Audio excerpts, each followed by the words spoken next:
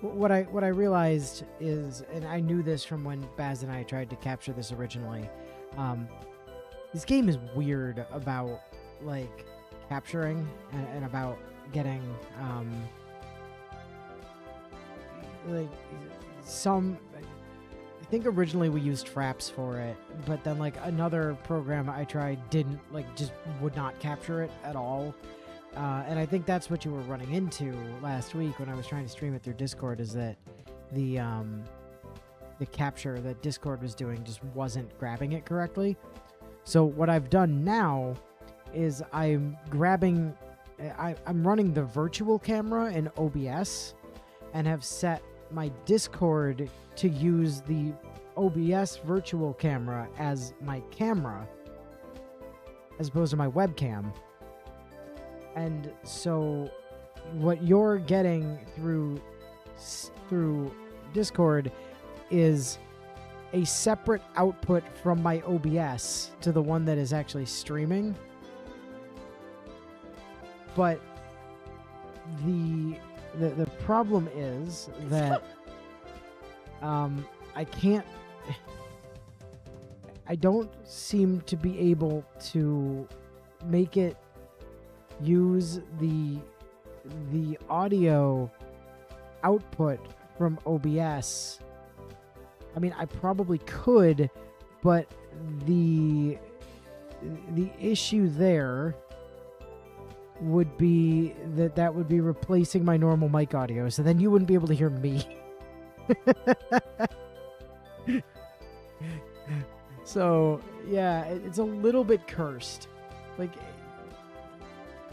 but at least you're able to like see the fucking video, which is useful in its way.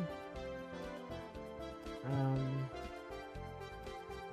wonder if there's a way to push audio OBS virtual camera Discord.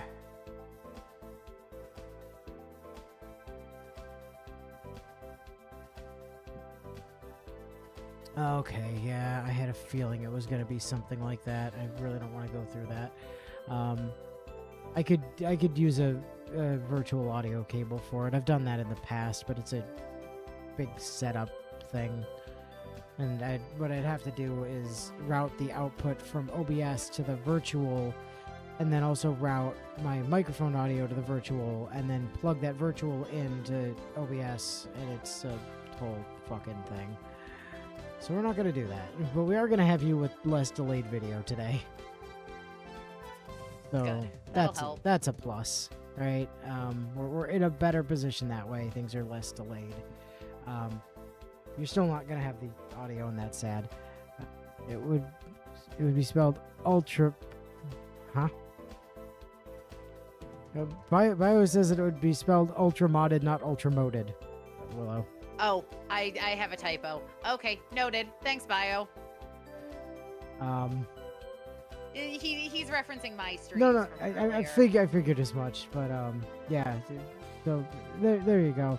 Not ultra moded.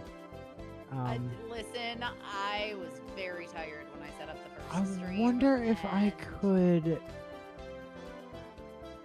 I've just changed the number. You assumed that was intentional. Honestly, that does sound like something I do, but no, genuinely an accident. I'm gonna try one more thing here, Willow. What if I also share the screen, and then you just only pay attention to the, like, can you focus on just the camera and not the game, but then have the audio from the game?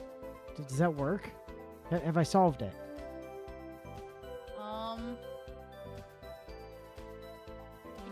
I don't know, because we may end up getting the flickering because I can't play the audio from the stream while watching the shared screen, but we'll figure it out, because at least at present I can hear music. Okay, cool. So you have two video feeds, which should be the same video feed, except one of them might flicker, the other one won't. Anyway, it's Sunday. Did you want to, like, I don't know, There's nothing to look at here. Next week.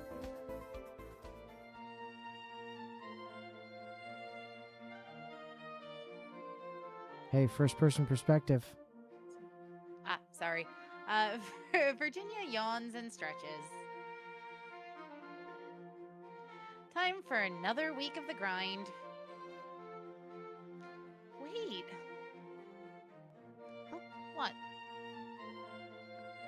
Well, the first big exam is this week, right?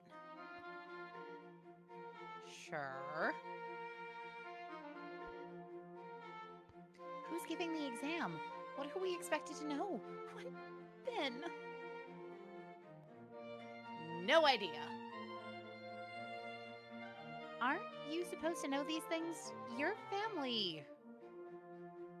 Virginia waves a hand dismissively. Secrets. All kinds of secrets. William says if he tells me what's on the test, then the tests wouldn't be fair. Well, it would be wrong for him to tell you the answers. That's cheating, and William would never do that, but you must know something. What kind of tests are they? Do we have to write essays or fight duels? Look, all I know is that it's about casting spells. That's it. Now come on, we have to pick our schedules for the week. All right. I'm assuming the exam's end of the week, right? Okay. I don't remember for sure. They're either on Wednesdays or Fridays, and I can't remember which. Okay. So in that case,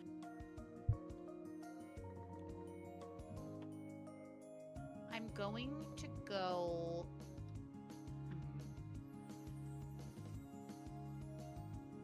Blue, study,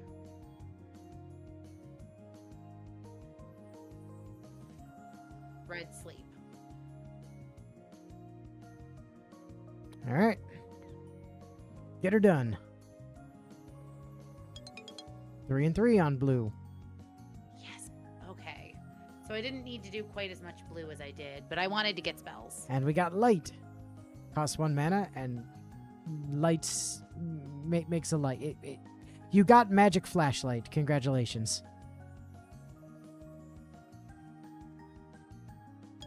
2 and 2. Oh God. Blue's now my best magic. I will point out, it is just about possible, and I only know this because I remember a strategy for the first exam. It's really a strategy they don't expect you to do, but they did code it in so that you can do it. It's just about possible via some reload, like save reload scumming, to get blue to 30 before the first exam. Silence. You can now render targets noiseless temporarily. Oh. Wake up in the middle of the night, and I can't remember why. Well, why not? Don't know. Oh. It's not Damien. Right. Someone's talking in her sleep. Again, we don't know who. Oh, this has got to be. This has to be Ellen, surely. Oh, William. Yeah, there it is. No, that is Virginia. Okay. Is Ellen having a dream about... No. Wait. That's Virginia's voice calling out her brother's name. That explains so much. Doesn't it, though? Do I want to know what she's dreaming about? Hentai. There are only 6 toothbrushes. No, I probably don't want to know. I'm going back to sleep. William, To be fair, if they'd no. given me the option of talk to Virginia or go back to sleep, I'd have gone back to sleep anyway. William, so- no, there's only 6 toothbrushes. I need at least 7 to be satisfied. I can fit more than that, I swear. 1 smart, 2 stress.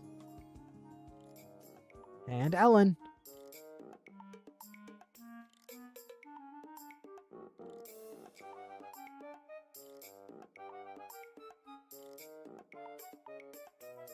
I did say oops. Yeah, I was just Oh, fixing there it something is. on my end. Okay. Huh? Because we've both been sitting here quietly working, I'd almost forgotten Ellen was in the room with me. It takes my brain a moment to catch up on what I just heard.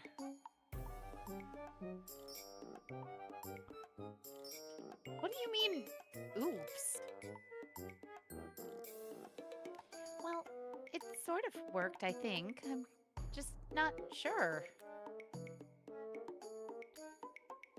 What sort of worked? I was using my blue magic to try and move a penny, but I don't know where it's gone. It disappeared from the place where it was, but it didn't show up where I was trying to put it. Can you look for it? I guess, but it's just a penny, right? It's not a big deal. It's probably not a big deal. Probably. But what if it gets stuck halfway into the floor and someone steps on it and hurts their foot? Halfway in? Can you even do that? I'm not sure. That's why I need to find it. So I look around the floor and under my bed, under my desk in my bed, while Ellen looks under hers and Virginia's. Nothing. Oh. She picks up a coin lying on top of her pillow. There it is. Are you sure it's the same one? Well, there wasn't a penny on my pillow before. As long as she's satisfied. It was just the penny gremlins. Don't worry about it. 1 and 1 on red.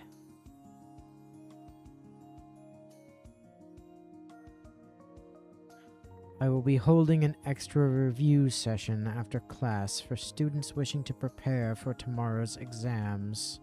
It is up to you whether or not you choose to attend. Absolutely going to the study session. I'm sure it's gonna up my stress, but that's fine. Alright. Y'all heard it first. Willow actively wants to hang out with Gravitor. Let's fucking go! No, I just actively don't want to fail a test. The room's slightly too small for all the anxious freshmen clustering in. From the whispers I overhear, it seems that no one knows what the test is going to cover, only that it takes place tomorrow. Professor Ravener's appearance doesn't settle anyone's nerves. Open your notebooks if you have them. This is not a quiz. This is for your own benefit. If you do not know the answers, look it up or ask someone, not me. What do you think I am, a teacher? Turn to page 394. I scoot over to where I can peek at Ellen's notes. They're better organized than mine. If you have paid any attention to your schoolwork up to this point, you should be aware of a broad range of uses for magic within the pentachromatic system. Mr. Arius, if I wished to cast a spell to make a beast's fur fall out, what color of magic would I use? Green, sir? I should hope you would know that much without the need to ask for my approval. Miss Wisp, What color of magic would you use to transform a lump of coal into a diamond?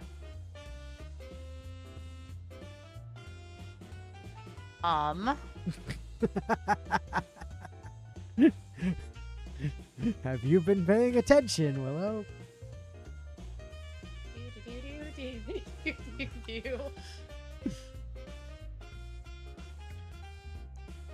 As she's furiously Googling. My gut says black, but I Well- don't think that's right. Well, Potsdam did say that black was the magic of, like, objects and shit, so... It was kind of fucked up to ask that question to specifically the animal person. I mean, yeah. Fire's also saying black sounds transmutation coded. Okay, Google tells me my instinct is correct. Well, so yeah, well, black. Potsdam did say that it's the magic of objects, and, right? So, well, it tracks. Well, that was kind of my general thinking too, and I was using the symbols to help kind of guide what I was thinking each thing was. So you're going with black then, yeah? Yes, I'm going with black. Black, sir? Why are you so hesitant, Miss Wisp? I feel like you had to look that up. But I did tell you that was fair game, to be fair. The magic of objects is certainly a possibility. He continues in this vein, putting individual students on the spot to answer questions about the application of each color of magic. Suddenly, his voice cuts off in the middle of a sentence. Mr. Danson. Yes, sir? As you do not appear to have need of these revisions, you are excused. You may find more challenging material to occupy you this Saturday in detention. Yes, sir. He leaves the room. What was that about? I didn't see him doing anything, but it's too crowded in here to be sure.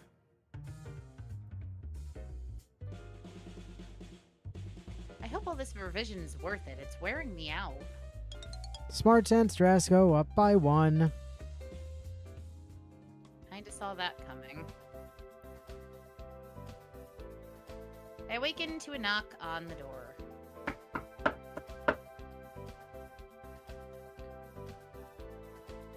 Looking around the room, I notice that Virginia hasn't woken up at all. Ellen's awake, but she shakes her head frantically when I meet her eyes. I guess it's up to me to answer that, then. All that effort for 1 smart. To be fair, though, Bio, it was a more effective way, it was a more efficient way of gaining that 1 smart than studying, where we got 1 smart for 2 stress.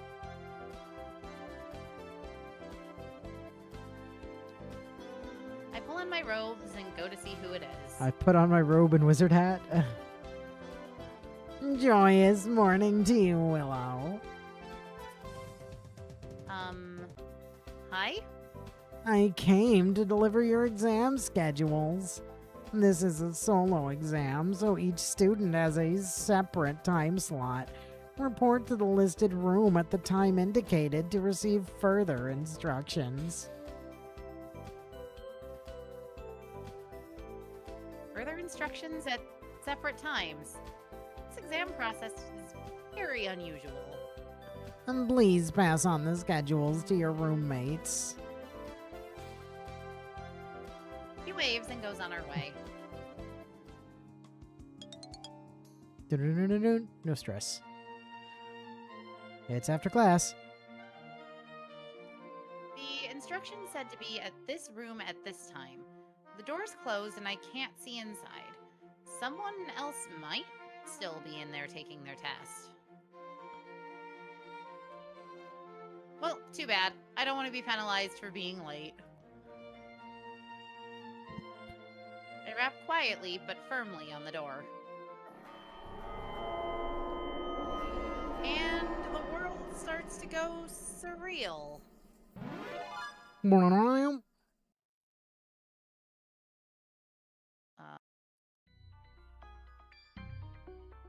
What happened and where am I?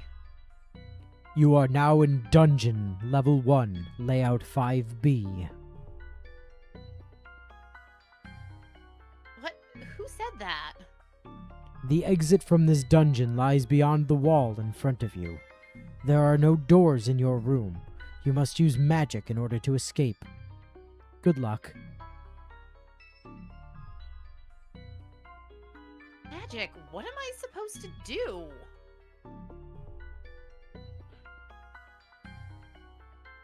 No one answers.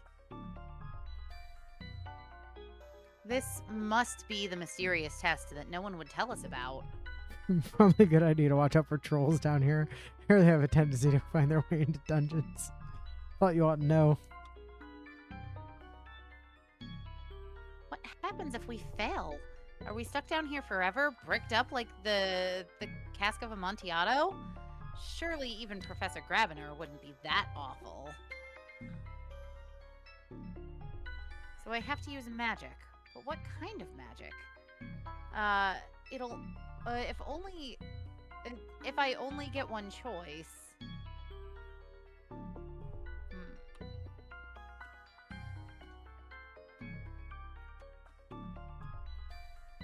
Well, none of my blue magic is gonna help get out of a room. These are what you have. You have light, breeze, spirit sight, and silence.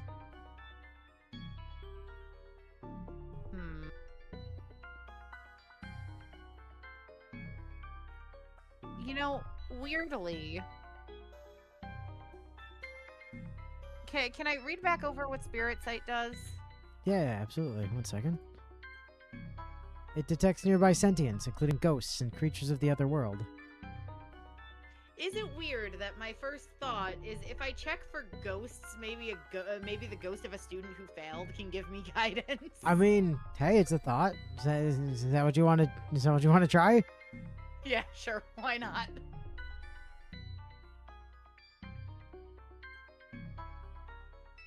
Let's see what happens if I try a spell.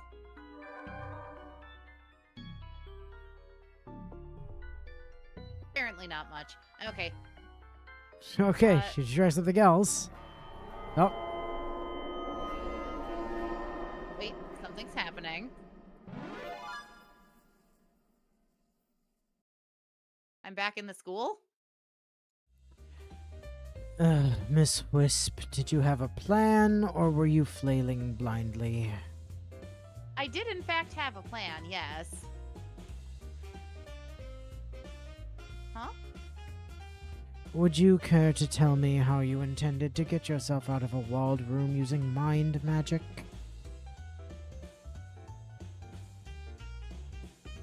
Uh-oh. You have no idea. Sir.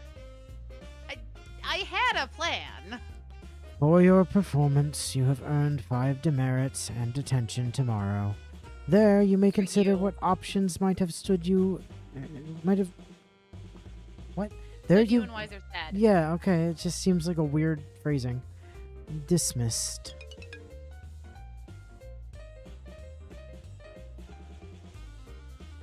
I returned to the hallway, my face burning. What a disaster. So, to be fair, that first exam, you remember that week of freshman hazing? Uh-huh. That's pretty much just the culmination of it. There's almost no way to actually succeed, to actually pass that exam. Why I mentioned earlier, it's technically possible to get up to 30 blue before the exam, is that's the point at which you get to just be able to teleport, and you can just teleport out. And at that point, Graviter is just like, I didn't expect you'd be able to do that already. So yeah. That's kind of the meant to fail one. Yeah, see, here was my thinking. And why I went white for anyone curious that doesn't understand my brain the way I feel like my brother probably does. Of the spells I actually knew, it was the only one I could see potentially getting me to a way out. Like, I was thinking, well, if I used blue magic, maybe a light would show me, like, some hidden switch or hidden lever. But I didn't think that was super likely, because she didn't describe the room as dark. Right. A basic wind spell isn't going to do jack shit to bricks. I don't know any green or black magic yet. So the only thing I could see actually having any, like, practicality in terms of what I've learned would have been if I could have spoken with or communed with something that might have been able to do something more than what I could. Yeah, I mean, the thing is, right, like, that first exam like, there was is... thought to my process. The first exam is more about, like, really the colors of magic, but if you tried black, which is, like, the obvious answer for getting a wall out of the way, like, either black to you know, metamorphose the wall, or red to, like, break it down, or I guess green if you've gotten high enough to, like, give you the ability to, like, strengthen yourself or something, so you can just, like, punch the wall down. Like, you're just gonna be told, like, well, you don't know enough to be able to do the thing you are trying to do, right? It's basically just a hazing ritual. Okay. So, how about that exam, huh? How'd you do?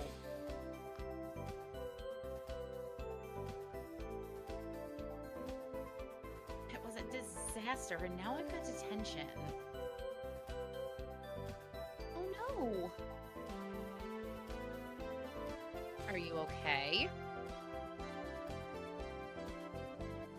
I guess. I feel stupid, that's all. Well, I'm sure you'll do better next time. I blew up the wall. Well, mostly anyway. Old Grabby said that's the boring answer, but I thought it was fun. What about you, Ellen? Oh, well, I just teleported back out again. Ellen has spent the last, like, week and a half doing nothing but be extremely good at blue magic.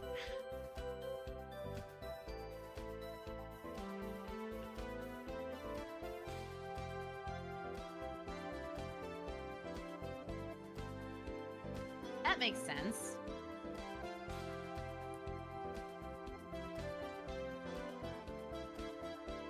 What do you think the other exams will be like? More dungeons?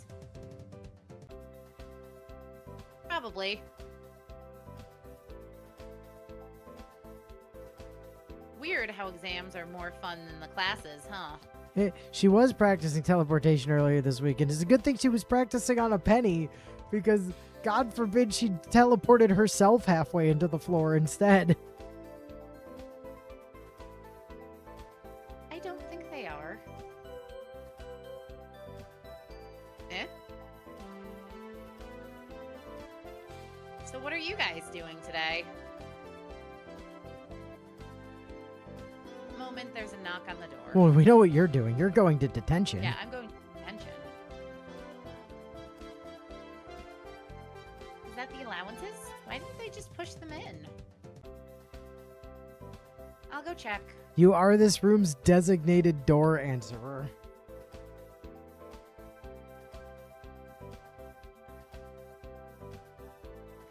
In the hallway by our door, I see a small stack of envelopes.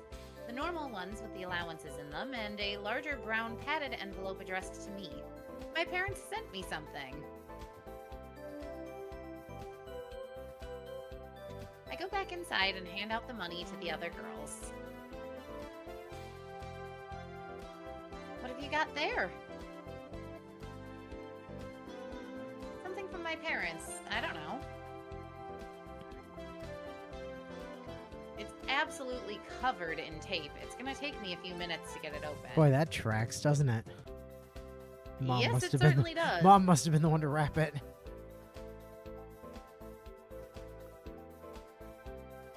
It'll still be here later.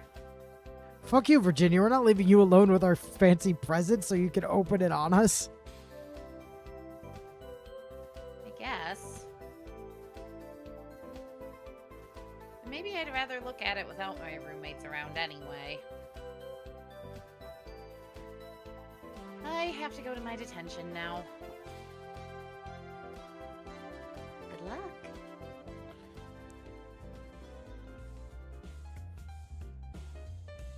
When I arrive at the detention hall, Donald is already with the professor. Even if it had succeeded, varying inflection requires an ongoing alteration, not a simple change. It would have been the same quack endlessly repeated. Yeah. Then he notices me. What are you doing here? Did Urchin send you?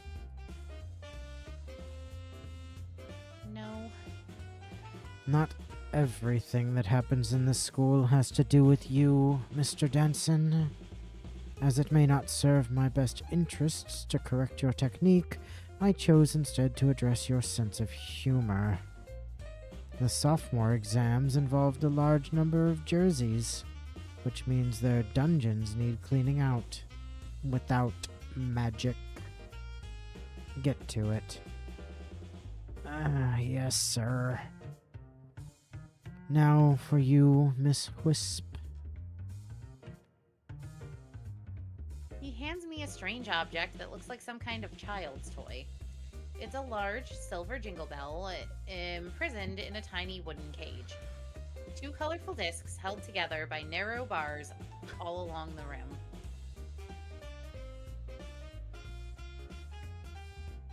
You can see the bell and shake it and hear its chime, but the gaps between the bars are far too small to get it out. The cage must have been built around it. Write me an essay describing various magical methods you could use to remove the ball from the cage and the pros and cons of each approach. You do not need to be capable of casting the spells you describe, but make an attempt to estimate their difficulty and danger. I require at least 10 possibilities before you will be allowed to leave. Great. Get started. So the afternoon passes, stressfully. Trophy earned. Naughty! Finally, it's done, and I can leave. Got 10 stress for that. I did get 10 stress. On my way back to my dorm, I run into Donald. Hey, done with your detention? How'd it go? It was a crappy job. Get it? Crappy? Because, I was shoveling up monster crap. Huh?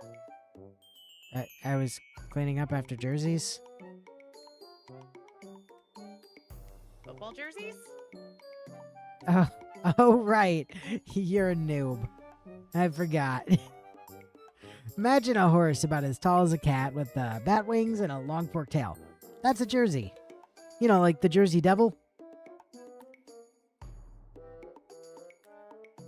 Flying horses? Yeah, more like birds that scream and kick you in the head and go all over the place. So you were cleaning up after horse? Ew. That's horrible. He shouldn't make you do something like that. It's not that bad. I used to help out my buds who had dogs back in normal school. I really wanted a pet, and my folks wouldn't let me have one. Virginia hates dogs. I was always bringing things home that I'd found, and they'd keep throwing them out again. Except the caterpillars. They let me keep those until they hatched. Still, that's pretty mean. And teachers aren't supposed to be allowed to make kids clean toilets with toothbrushes anymore. Well, that's because kids kept blowing up the toilets.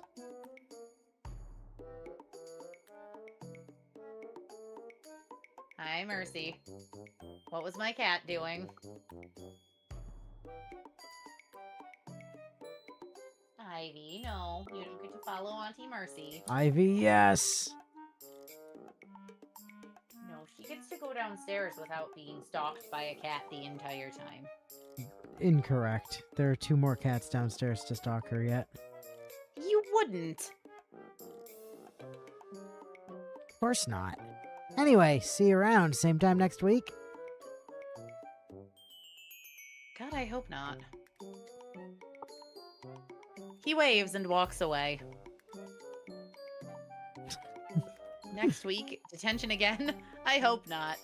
God, I love when my character and I are on the same page. While my roommates are out, I pull out the package that my parents sent me.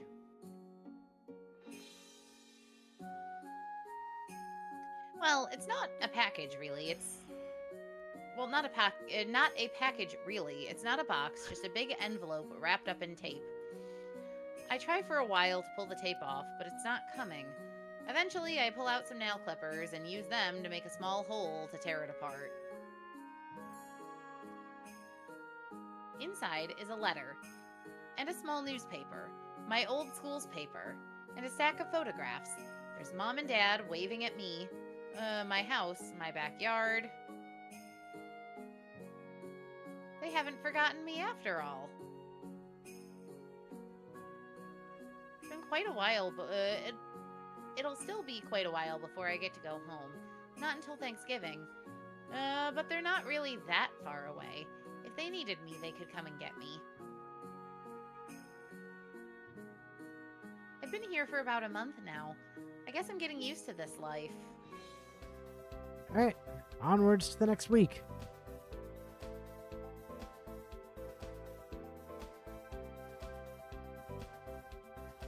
Hey, you guys! Either of you interested in running for class office? Like, president? I don't think... What do you have to do to run? Not much. You just have to tell the teachers by the end of this week that you want to run. Then next week everybody votes. Oh, and you have to have a clean record. No demerits. Well, not me. That rules me out. Unless you know how to get rid of demerits. There must be some way to earn merits and balance your record. Maybe you could ask one of the professors to let you do an extra credit project. Yeah, maybe ask Potsdam. You won't catch me asking for extra work. Anyway. There are only 2 positions for the freshman class. President and treasurer. The upper classes have more because they do more events and stuff. Oh, Willow, you should run for treasurer and then you can embezzle funds. To buy my wings. Freshman officers don't do anything? I'm sure they do something, just not as much. Like the junior class is in charge of the prom, and that's a big deal. And then the same people who run the prom junior year have to run initiation at the start of the next year because elections haven't been held yet. It's a ton of work. It's much easier for freshmen. You probably just have to go to meetings with the teachers and not a lot. So are you interested?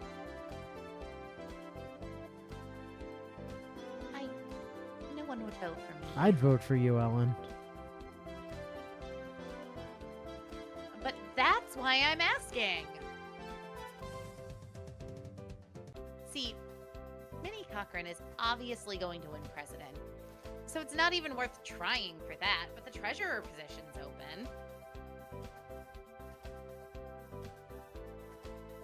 Pastel says Jacob says he thinks he'll win it easy. Well, I want someone else to win. Literally anyone else. William isn't running for president in his class again this year, so it's perfect.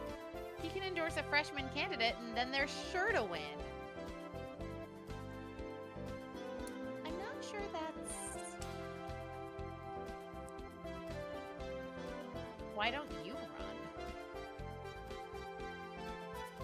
No way. Because Virginia's literally the worst. Officers have to have meetings with teachers.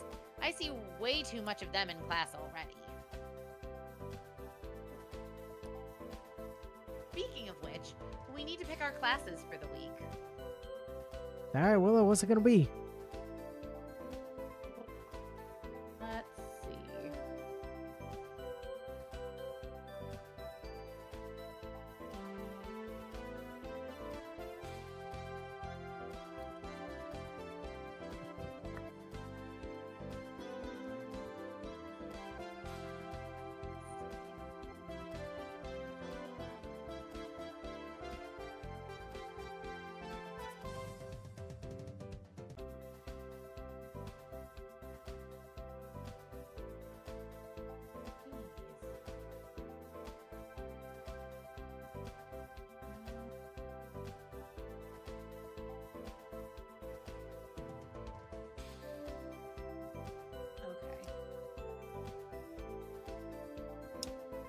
So, I'm thinking Uh-huh.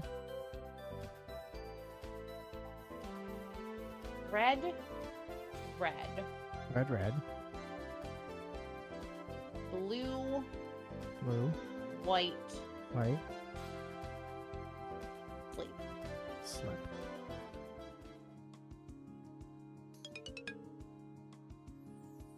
Failure. Ooh, that's my first failure on a class.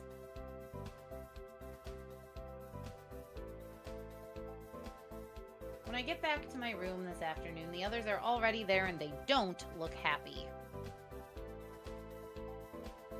What's going on?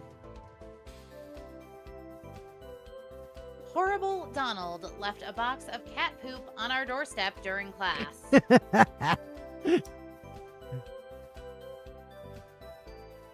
Really mean. Ew.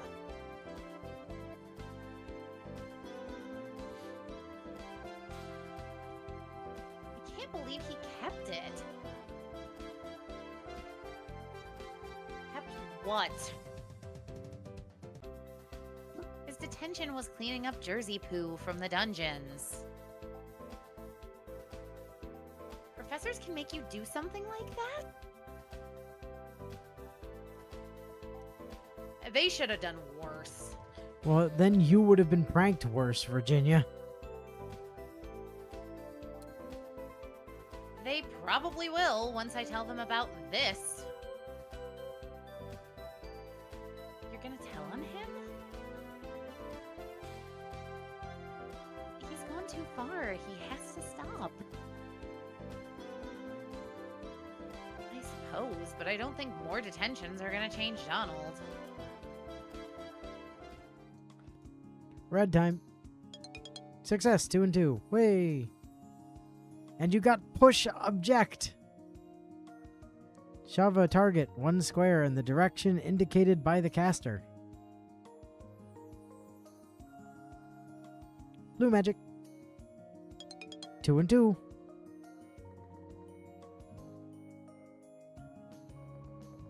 And you got true sight, allowing the caster to see through illusions in the current location. Okay, that sounds helpful at least.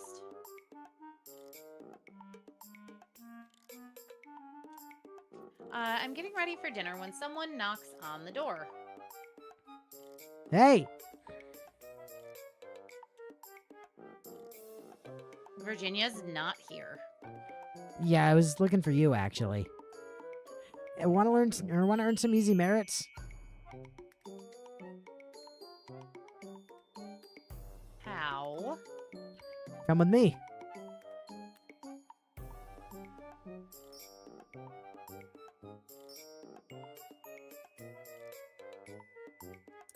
Absolutely not. I don't trust him as far as I can. I will tell you, this is not a trap. This is just a way to get merits. Like, Fine, if you I'll want, go. you don't have to. Just if you want merits, this is not a trap. Donald is kind of only a dick to Virginia. He actually is not like terrible to you. You know what? No, I'm sticking with my gut. I don't trust him. All right, hey, fair enough. Right now, sorry. Well, suit yourself. More than anyone else in this school would know how to get merits. He walks away. Wonder what that was about.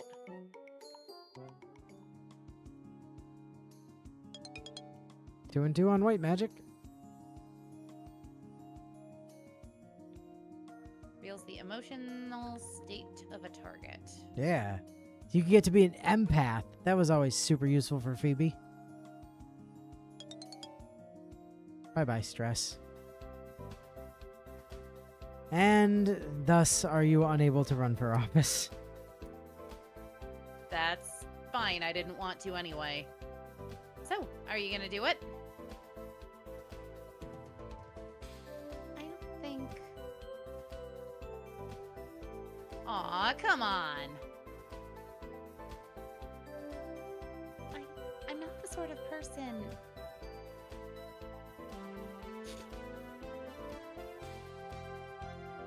Willow, are you gonna run for treasurer? Literally not allowed to, because I didn't want to go hang out with your brother. I can't. You have to have a clean record, remember?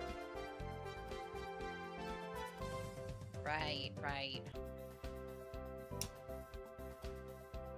I'll just have to look somewhere else then. So there was a method to my thinking on not going with Donald, aside from I don't doubt not there liking was. Donald, which is that I was hoping that if I wasn't able to run, that I could strong arm Ellen into running, because I actually think she'd be good at it.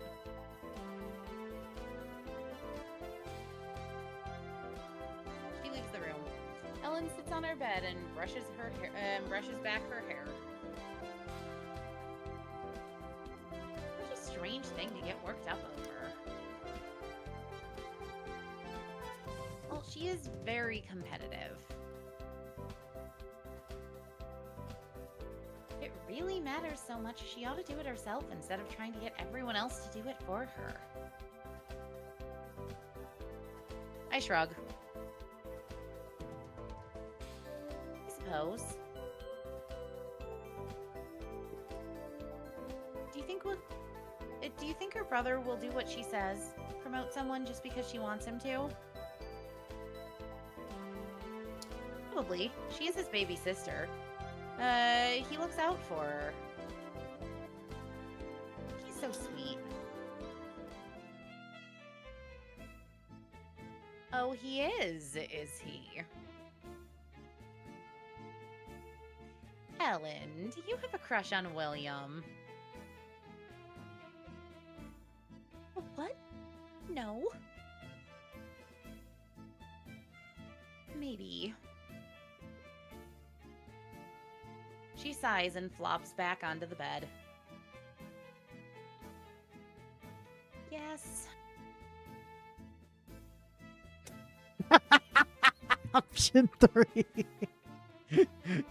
He's mine. There's nothing wrong with that.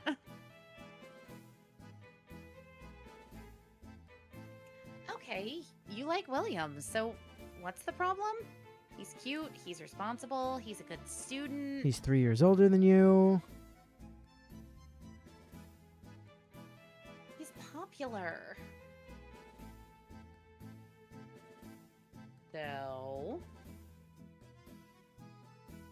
he could have any girl he wants. Yeah, Why me? but he doesn't right now is the thing. And he'll never want a girl like me. Guys want someone who's pretty, who likes makeup and dancing, and pouts until she gets her way. Ellen, like, one of those things.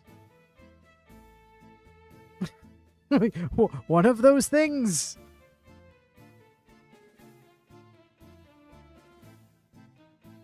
Jenny's not even 13 yet, and she's already got boys chasing her. Boys think of me as just A rock with hair. A useless fuzzy lump. This just in, Ellen thinks rocks are fuzzy. I mean, they are if they have moss on them. William is nice. He would never... But he would never. Yeah, I'm getting right. Fire, a rock with hair would be pretty cool. Also, Bio points out, as if a 3-year age gap was anything when people live as long as wizards do. Yeah, but it is a thing when, like, he's probably almost 18 and she's, like, 15. Tell him you like him. If you like him, you should tell him. Absolutely not, no. Quick, it's time to strong-arm Ellen into confessing. What's the worst that can happen? He says no? Then you know, and you don't have to worry about it anymore. Make your move!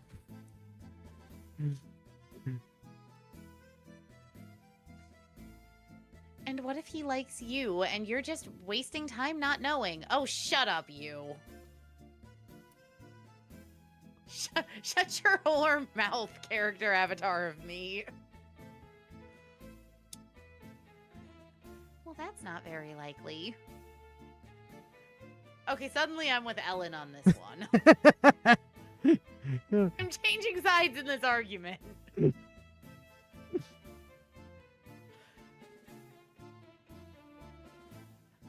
Well, you never know unless you try.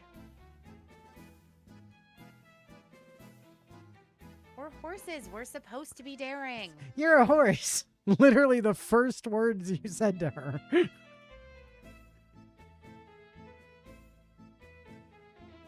You're cute and clever and sweet. You're not hopeless.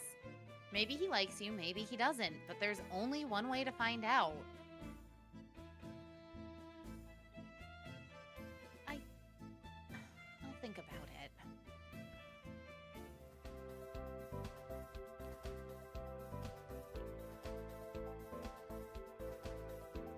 Virginia stretches and yawns.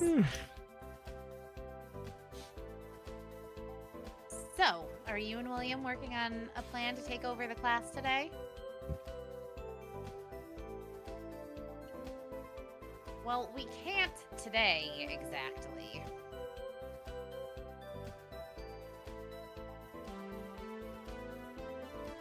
Why not? He's not here. What do you mean he's not here? It's Cider Day, the Big Apple Festival, in the next county over. Listen, words are a little blurry when I'm trying to read them off of the shared screen, just because it's smaller than like my YouTube screen is. I mean, you know you can like pop it out and blow it up to full screen size, right? Yeah, I know. But I've got other things on my second monitor too. Most of the upperclassmen go there on field trip. It's over an hour away, so they had to leave early. Yeah, I mean, they had to get to the next cunty over. Why didn't we hear about it? You're not an upperclassman. You're not allowed to go. Like Hogsmeade, you need to be at least 13 to go. Freshmen aren't allowed. It's a privilege. Duh. What's an apple festival? Oh, you poor sweet sheltered child. She is from Virginia. They don't have apples in Virginia. Do.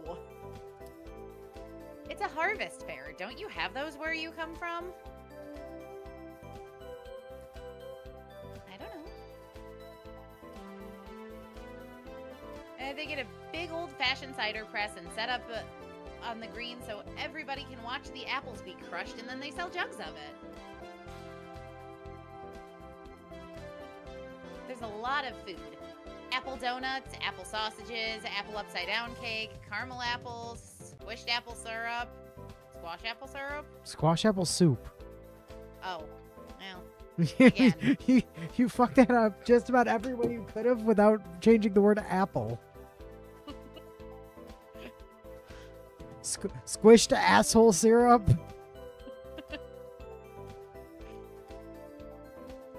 Well, it's not all apples. That's, Fire's right. Every apple that crosses the borders of Virginia instantly gets spliced across dimensions. You know, there are no apples in Virginia.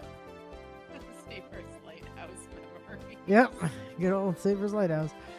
Just the non-European spelling of cunty. Much like the change from color to color. The extra vowel is implied.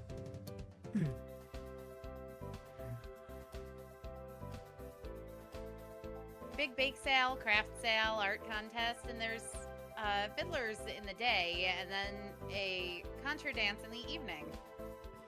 Oh yes, they have fiddlers on the roofs, and then they just bust out the NES and dance to the Contra soundtrack, I guess.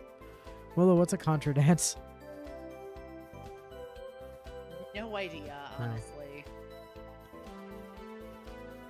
A fiddler, it's a person that plays the fiddle. Fire.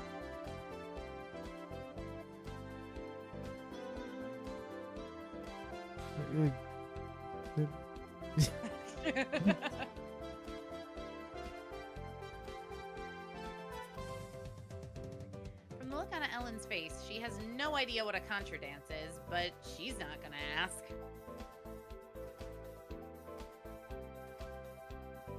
So the seniors are going off to a dance without us. Yeah, that's what I assume a Contra dance is as well, but I was just hopping around while firing bullets into the air with reckless abandon, yeah.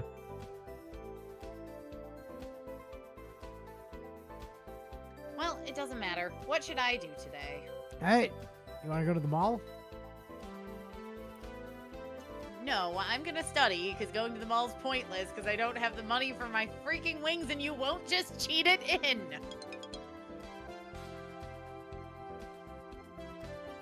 Well, I mean, you could have been treasurer and embezzled it, but you didn't want to.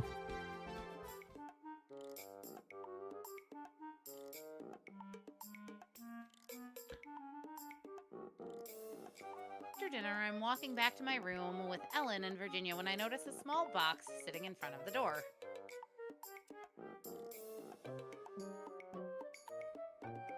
Another box? Not again.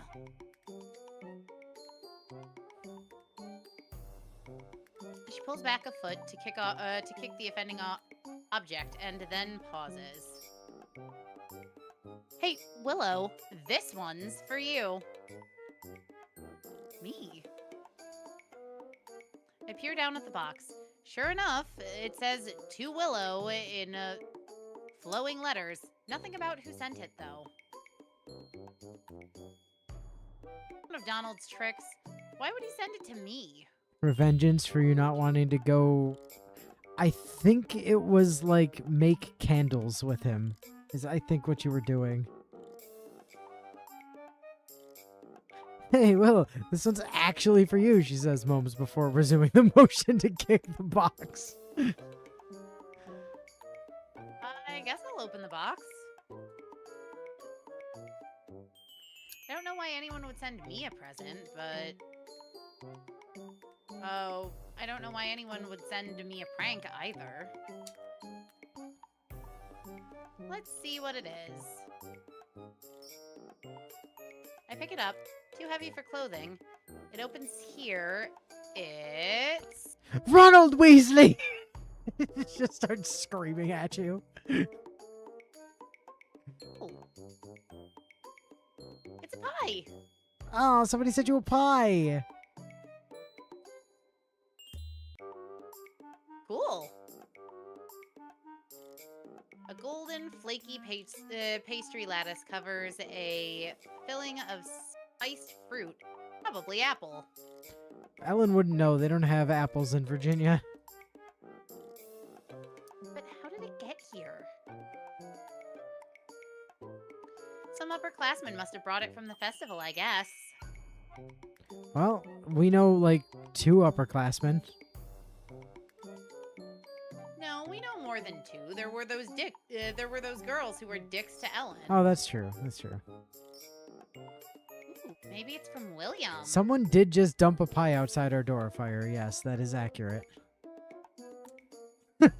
Oh, jealous, Ellen.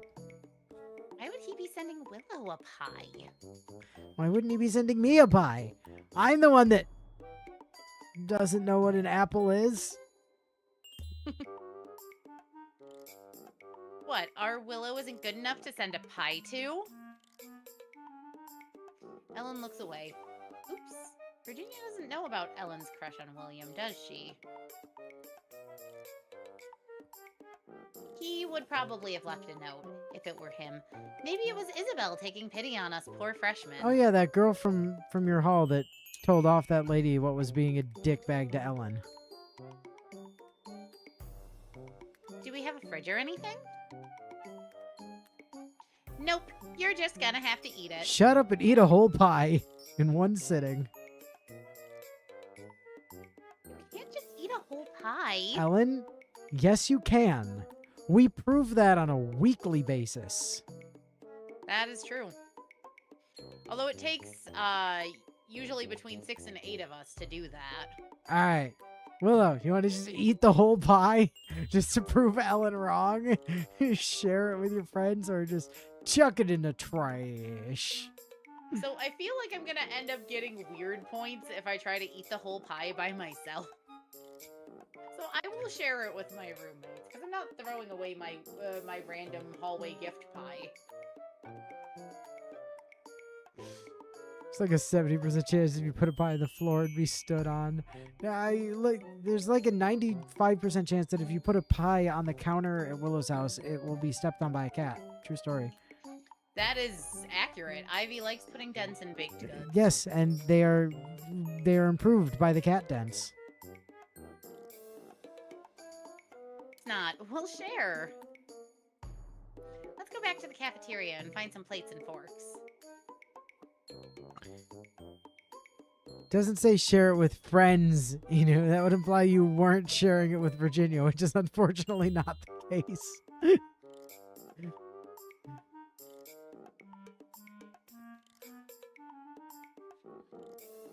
Virginia is very on board with pie.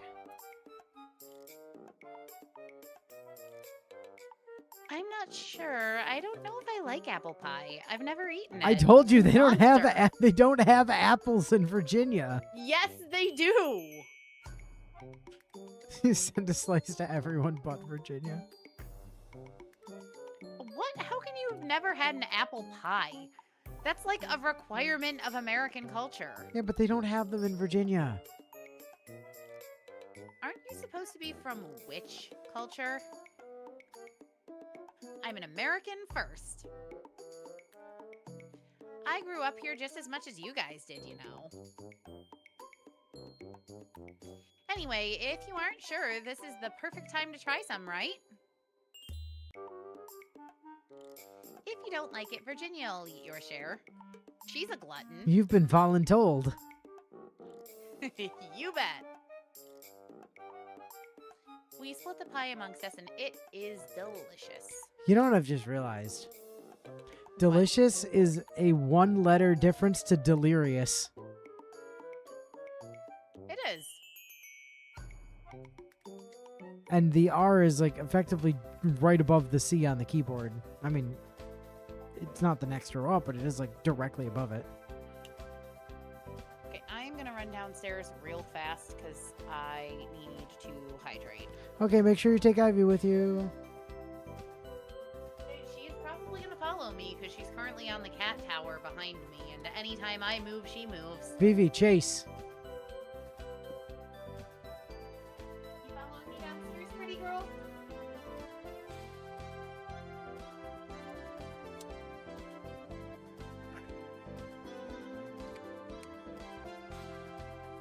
So now that we didn't run for office, like, I wonder if are we just locked out of Minnie? Like, do we just not get to see Minnie? We might not get to see Minnie. Or at least we might not get to, like, interact with Minnie. And that's sad.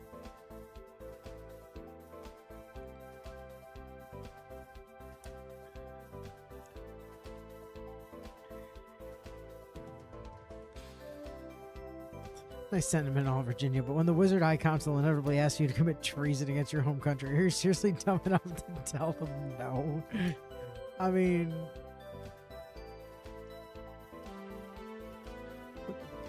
Yeah, what do you mean? Fire Wolf Hall absolutely came out. Baz and I played it.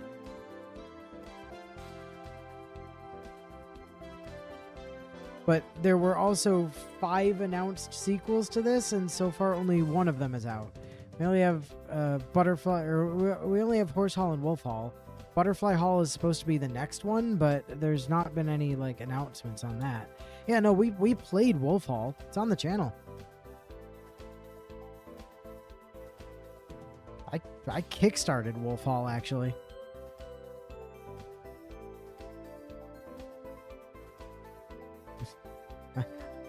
I am legitimately straight up in the credits for Wolf Hall. Like, we played it out like literally right when it came out. I mean, I had early access, I had early access to it because I was in the Kickstarter. But we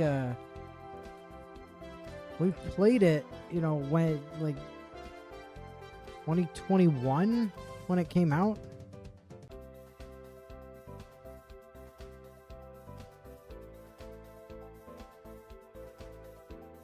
Yeah, it hit full release in 2021, and we played it back then. Oh no, that was after. Hold on, there's the demo. No, it launched in 2020. Okay, we played it in 2020. I just launched it most recently in 2021.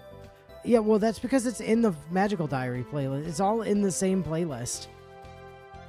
You just gotta go past the Horse Hall stuff and into where it says Wolf Hall. Like, it's in the playlist. If I'm not mistaken, I think the playlist is Horse Hall, second run of Horse Hall, Wolf Hall, maybe a third run of Horse Hall, and now the fourth run of... And now, like, the run I'm doing with Willow of Horse Hall. That's all in the same playlist. You're engaged in Mortal Kombat with a fly? Yeah, well, unfortunate. Back. I have with me 2 lemon meringue muffins, a thing of water, and because I mentioned snacks while I was down there, Mercy is also making popcorn, so I'll have popcorn soon. Using your popcorn maker or hers? Mine. Hers is out in her mom's car, so she can take it with her when she goes to her house tomorrow. You mean her tiny little mini truck? Uh-huh. Alright. Onwards to the following week. Alright, what are we doing?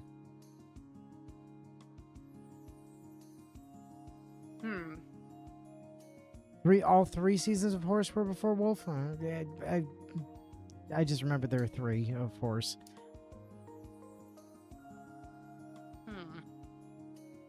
Well...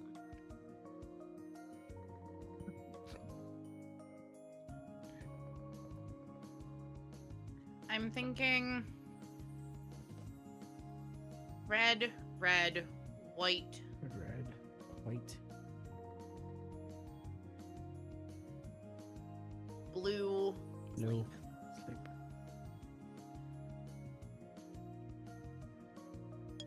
3 and 3 on red. The only one that's actually labeled as a different season, however, is 3, since it took place so long after the first 2. Yeah, that's right, yeah. Well, the first 2, I think, were, like, almost back-to-back. If they weren't back-to-back, they were much closer. 3 was, like, a couple of years late. I want to say 3 was at least a year, if not 2, later. You got warm. You can now add heat to the caster's current square, raising the temperature slightly. Why are you saying you fiend? Because you made Fire want popcorn.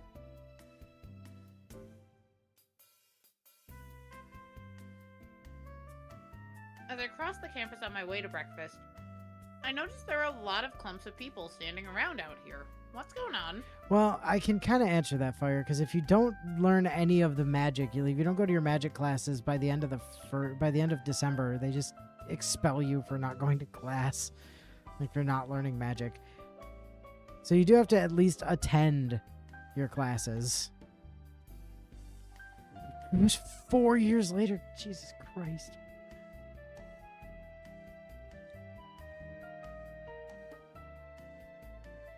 I Oh, did read the thing. no, I know. There it is. I was trying to remember. It's the election campaign stuff. I'm guessing this might actually be Minnie. All right, then I'll go like. Oh my gosh! Hello, Will-O-Wisp, right? It is in fact Minnie Cochran. There she is. I turned to see Minnie Cochran, a freshman from Butterfly Hall that I've only met in passing. Her hair is the color of cinnamon, and her eyes could be called chocolate, if you're Virginia and obsessed with food.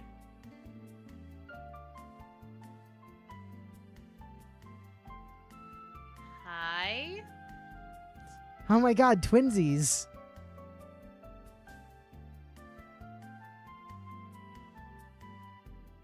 You're one of Virginia's roommates. She's a lot of fun, isn't she? Minnie is very much like the Julie of she's just wants to be friends with everybody. I've been meaning to get to know you for a while. I'm sorry, I should have done more. Iris Academy is a wonderful place, but sometimes the powers forget how small the magical world is. They don't always do the best job of introducing newcomers. That's one of the things I want to change.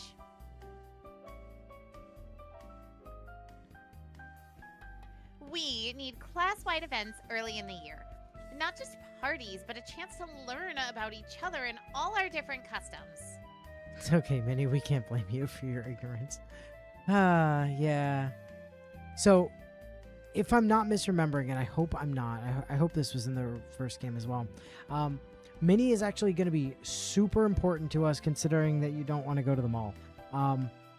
Because if I remember right, most Saturdays she gives you an option to study with her in the library, which accomplishes two things. It gives you smart, which normally studying does, but she also, in the process of studying with you in the library, boosts your lowest magic score as well.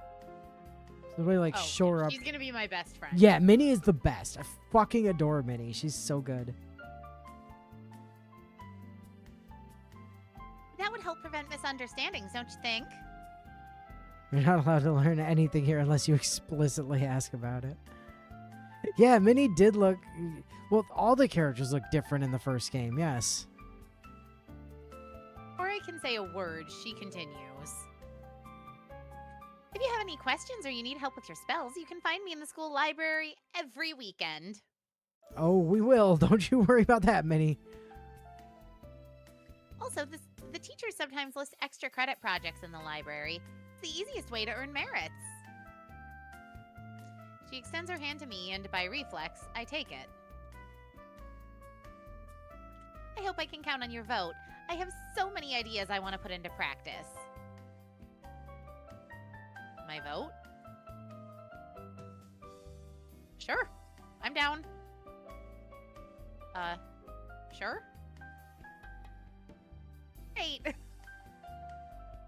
After shaking my hand, she releases it to dig into a bag she's carrying at her side and hands me a bit of yellow construction paper cut in the shape of a hand. It has Minnie Cochran for president written on it and a straight pin pushed in and out through the top. Poor Minnie. She's yet to have her soul crushed by the inevitability of the system she's trying to enter into. Yeah, she still has her innocence. You don't have to wear the badge, of course, but they are traditional, and sometimes it's important to respect tradition. See you later. Remember, the library. I like to think she's just fading into the distance. Remember the library. She waves and hurries off to her next target. Politics certainly looks like a lot of work. Minnie, And I didn't do it. Minnie is a good egg. We were co-presidents with her in Wolf Hall. It was pretty great. Success. 1 magic, 1 stress.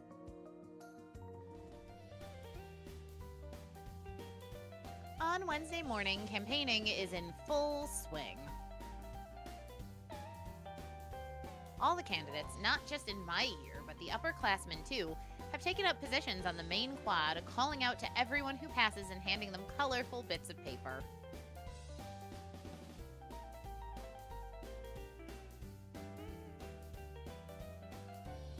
It's loud and crowded and confusing. Some of the older candidates are spraying magic sparkles over their heads to try and draw more attention to themselves, which just makes it worse. Angela for president. Kurgan for secretary. Don't know who that is. Vote for Jakob. What do you mean it's pronounced Jacob? Oh, sorry, I thought he was Russian. Vote for Jacob. I'm buffeted from place to place and decorated with pins and ribbons, mostly from people I don't even know in elections. I'm not even eligible to vote in. Class starts to sound like a welcome relief. Are you sure that's not buffeted from place to place? Alright, now that I'm here, we can start working to implement all of the common sense ideas I have to drastically reduce the amount of potential harm to the students. Yeah, sorry, we don't do that here.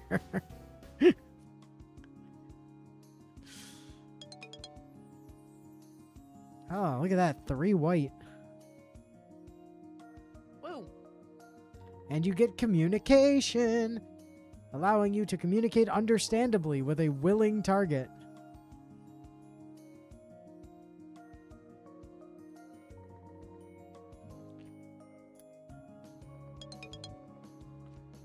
And 2 blue and 2 stress. And no more stress.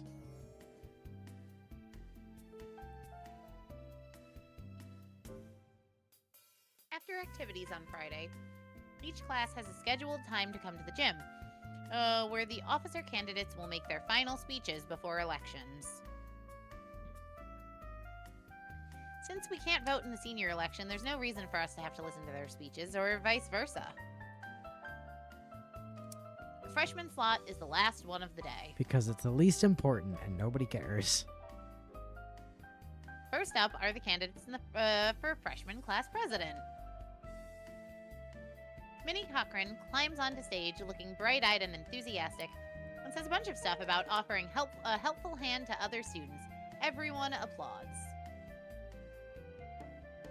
Then Suki Sato wanders up and starts talking about how she found a caterpillar once that turned into a lizard instead of a moth or something like that. It's a little hard to follow. Hi, Suki. How you doing? Oh, and apparently, when the spirits told her to run for president, or some spirits, she's not sure which ones. Everyone applauds, but not as loudly. After that comes the presentations for treasurer. Jacob Blazing, the Blazing Fire, struts up and gives a very brief speech about how money is obviously in safe hands with him, and he knows how to spend it too. Vote for me, because the voices in my head told me you would. Everyone claps, and some guy even hoots in approval, probably Donald. Woo! Hell yeah! Go Jacob! Now that I know it's not Jacob! Blazing Fire feels weirdly immortal coded. Little Manuel Arias from Toad Hall is up next. Oh, he's so cute! He talks far too quietly for me to hear his entire speech, but I think it was mostly about being a hard worker who respects duty. I just don't have all that much confidence to talk very loudly, you know, like, I feel like maybe if I strapped, like, a bunch of shields to myself or something, I could be more confident, but, you know, it's just not my thing. Manuel Arias. Manuel Arias. Not Manuel. From the person with a minor in Spanish. Listen, I'm very tired. Yes, little Manuel Arias over here. The applause is polite but muted. At last, it's time for the actual voting. Hi, pretty kitty. Everyone lines up single file in the hallway leading to one of the classrooms. One at a time, we go inside to cast our votes.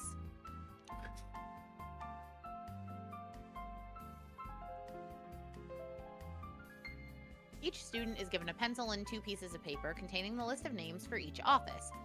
You circle the name you want to vote for, then drop the paper into a box. She can't read good because she spent most of the day ultra-moded.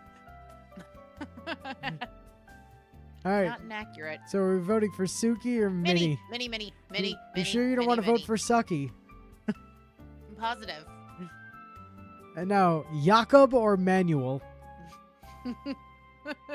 Obviously manual. All right, well, that's that.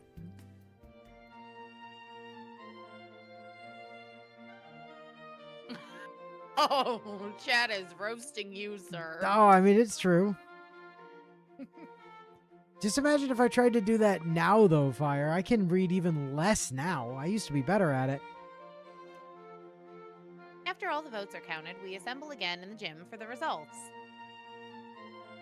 The position of freshman class treasurer will be held by Jakob Blazing. What do you mean it's Jacob? What do you mean it's Jacob Blazing? Sorry, Jacob Blazing. And I'm proud to announce that this year's freshman class president will be Suki Sato. Nope, kidding. Minnie Cochran. Everyone knew that. I'd like to thank you all for your hard work this week. You students are what make Iris Academy truly great. And the teachers will be seeking out the newly elected officers later today to discuss their positions. I hope you all have a wonderful weekend. All right, Saturday.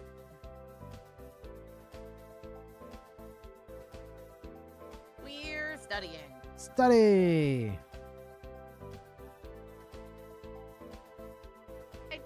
Today I want to study in the school library rather than my dorm. Compared to the rest of the school, the library is fairly small and unimpressive. Yeah, we have like... And like 2/3 magazines. No, I wouldn't say 2/3. We've got like one rack of magazines there. We've got this thing of reference books in the lower left. We've got it like what appears to be just an entire shelf full of like 1 million encyclopedia volumes. And then the wall of manga?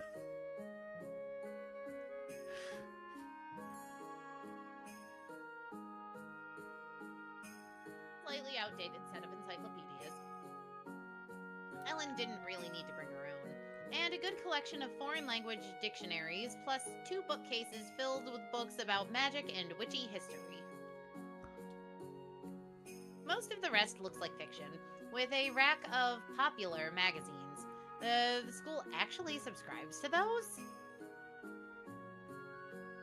There aren't that many people in here on a Saturday, but looking around, I see... Hi, Willow! Hi, Prez. Hey, congratulations on winning president and all. Thanks. Do you need help with anything? So, do you need help with schoolwork or help with the merits, or nah, you just wanted to like drop by?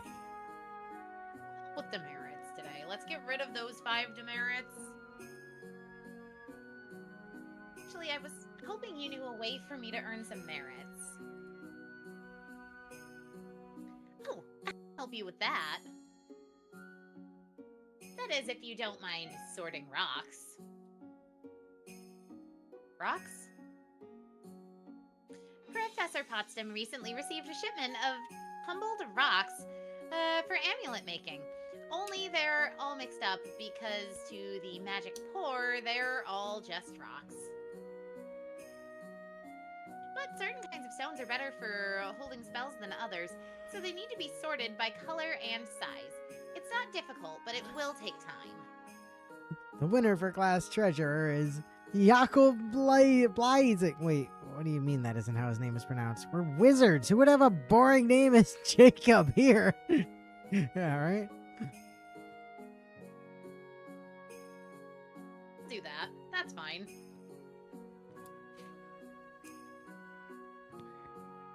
Sure, I can do that. All right.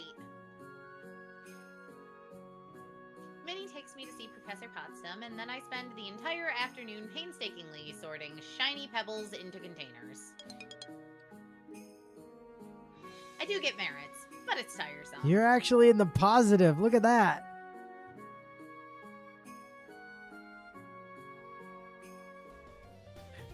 Raven Darkstar cheering from the peanut gallery. Good old Raven. It's Sunday, and the sports club is having a meeting. Or, rather, a game. Oh, that's right. You're a member of the sports club. Virginia's got the ball and is dribbling it across the floor towards Ellen at the goal. Kaio cuts in to try and steal, but Virginia sidesteps. A twist, a lunge, a swift kick, and the ball flies through the air. Io? The fuck? It's clearly Kyo. Nope, Kaio. Ugh, what are you guys doing?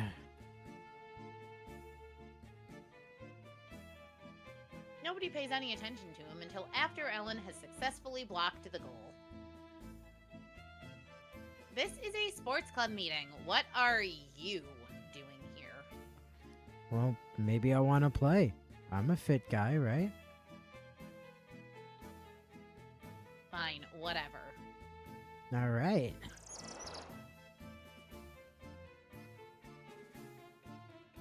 He closes his eyes briefly and a wave of green magic sweeps over him.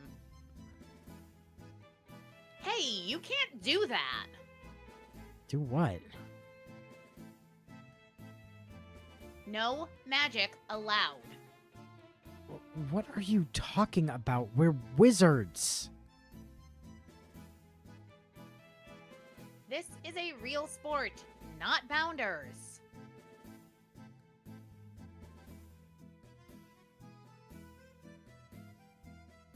Wait, what's going on? Well, this one says you guys are refusing to use magic. What's the point of that? This one? Well, I mean, that's how we've been doing it in Sports Club. Dude, that's just wrong. It's unnatural. You're letting your talents go to waste. Come on, it'll be fun. You want to show off your skills, don't you? Who's for flying basketball?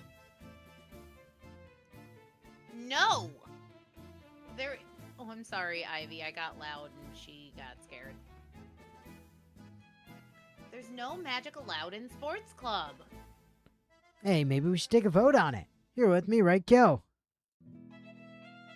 Yeah, actually, flying basketball sounds sick, dude. Raider! Willow? Oh, Virginia. Virginia, don't expect us to be on your side, girl. Yeah, no, we're using magic. Yeah, absolutely.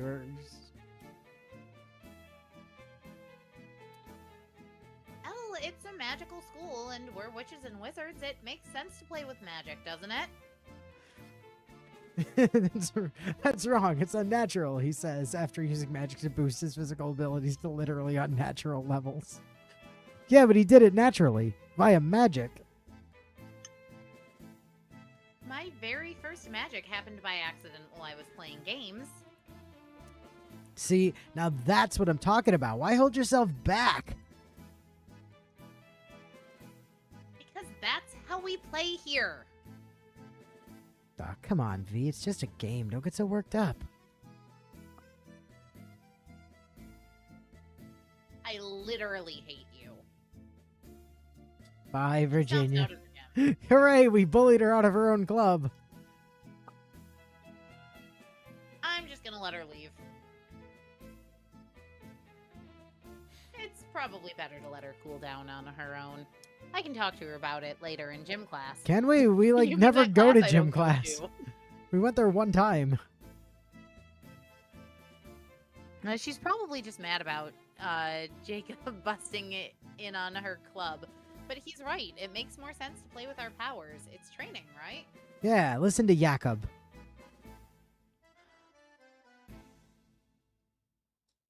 We attempt to play, but it doesn't turn out well. First, the ball grows roots, then someone makes it levitate and it gets stuck on the ceiling, and then it explodes. If I was right, it's only fair after she more or less forced us into joining her club in the first place. Without rules for what spells can and can't be cast, it's chaos. We'll have to think this through before we can try that again. Alright, on to the next week.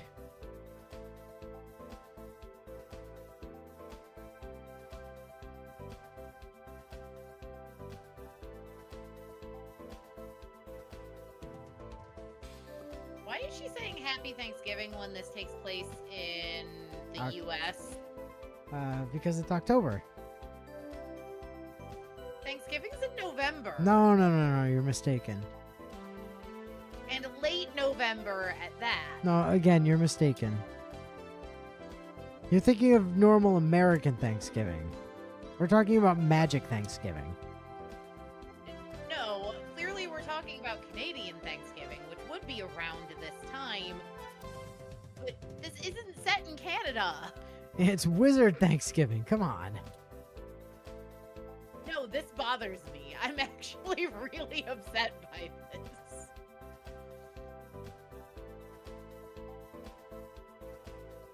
Happy Thanksgiving. Oh, but it's Columbus. Thank you, Ellen. No. It's not that day. Not here. Okay, happy Indigenous Peoples Day then. Why not? This game was rejecting Columbus Day before it was cool.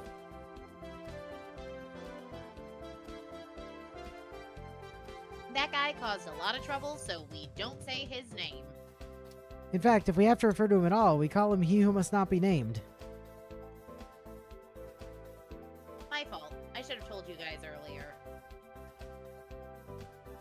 The way the native people and the newcomers mixed out is a little different than it is for the non-magical history. We have strong ties, is what my mom says. Sacred Smoke takes like a fourth of all the magical students in the US. And around here, the local spirits were dealing with them way before us. Right now, there's just one huge hole in the middle of Ohio, isn't it?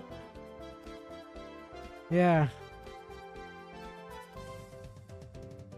So a lot of our rituals and celebrations come from them. Looking up the origin of Jakob in the Biblia and Jakob Blizing. Name actually fits him to the point that I wouldn't be surprised that his middle name is Irael to complete the biblical reference. Alright, so we've got Jakob Irael Blizing. Just gonna keep building up this new continuity. And Manuel Arias. So this is Thanksgiving. Not really. I was kidding. I hate you. She is the worst. It's Canadian Thanksgiving. You're Southern, so you don't notice it as much. They don't have Canada and Virginia. Oh. Alright, Anyway, what should I do this week? what's the schedule, Chief?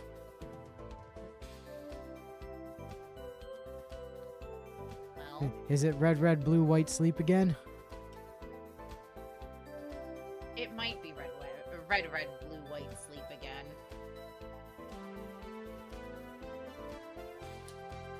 Yeah, I think that's what I'm doing.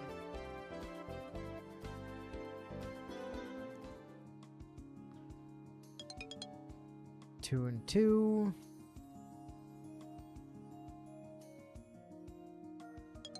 1 and 1. And you got Spark. A spark strikes the target, which may catch fire if it's something likely to burn. Like a, like tinder or wood. Virginia's hair. Or like an Irishman at the beach.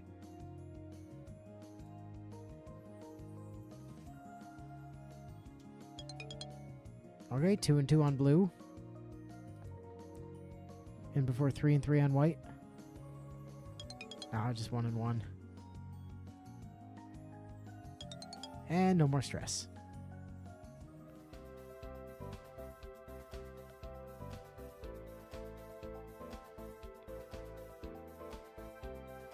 Saturday morning, the mail and allowances are delivered. Hell yeah, we're up to $40.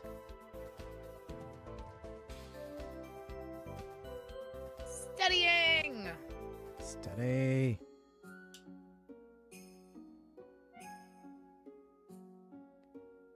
Library's fairly quiet, but familiar faces are still present. We're studying with Minnie. She's our new best friend. She helps you out with your black magic. 1 black magic and 1 smart, but 4 stress. That's fine. That's fine.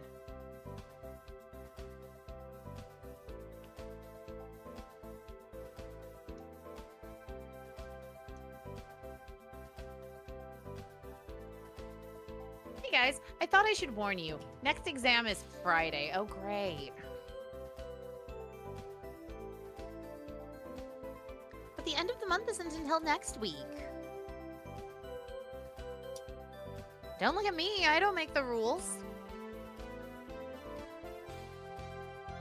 Will it be like the first one? Nothing doing. This time they drop us into a pit full of alligators and we have to fight our way out. You are such a liar. It's not a lie if it's funny. Factually, yes it is.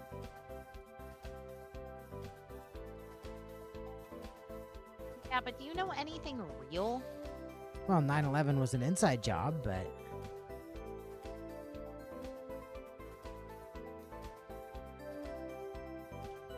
Well, I'm pretty sure we'll be in the dungeons, because pretty much all the exams are, but I don't know what they're going to make us do.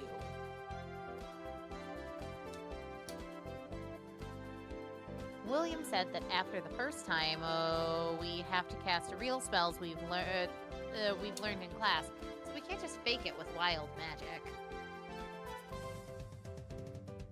So we better know enough spells. What should I do this week? Red, red, blue, white, sleep? Red, red, red, white, sleep, I think is what we're gonna do this week. White. Snooze.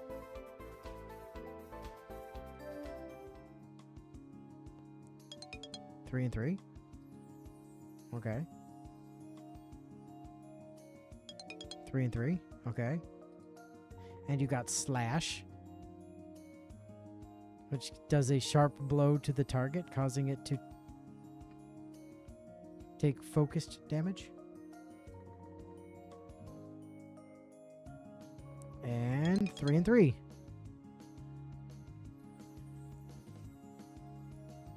And 3 and 3. 1 and 1. Sag. Sleeping reduces stress.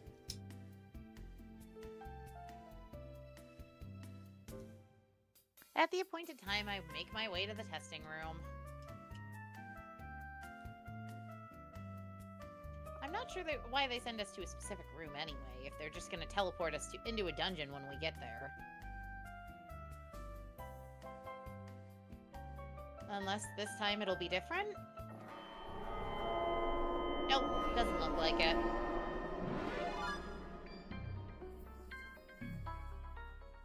once again, I find myself in the dungeon. But this time in a larger area facing a deep, dark hole. Greetings, Will-O-Wisp. Behold the abyss! You will find the exit to this dungeon on the other side.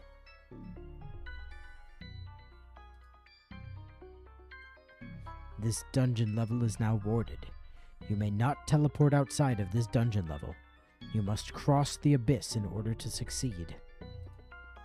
You may choose to surrender at any time, and you will be retrieved from the dungeon safely. However, you will fail your exam and receive demerits. Good luck.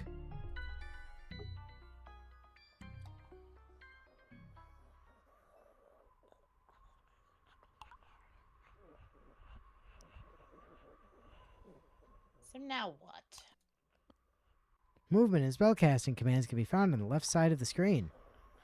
If you hold down the shift key, you can use the left, right, up arrows to move around the dungeon. Alright, so. What do you want to do? Well, I'm thinking, given Dark Dungeon, a logical first step would be casting Light Spell. Okay. You do have 26 magic. So you want to cast light. Off my smart.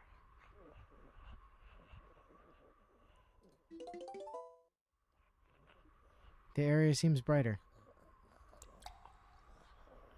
Good. You can also examine stuff, by the way. I mean, I do want to kind of examine the giant pile of rocks. Small amount of stone, loosely piled.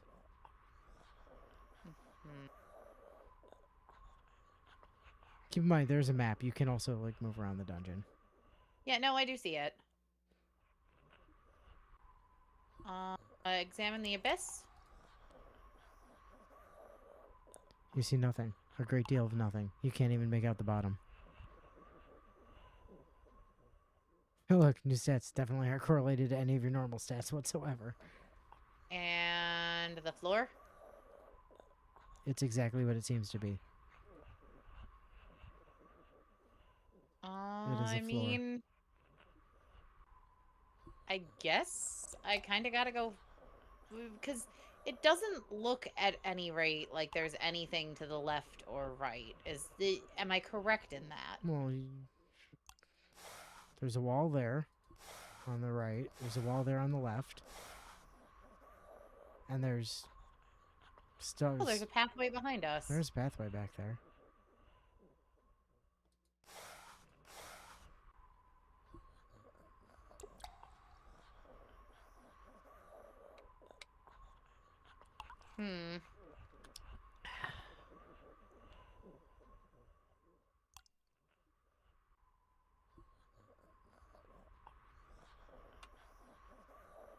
I mean, I love Bio's comment.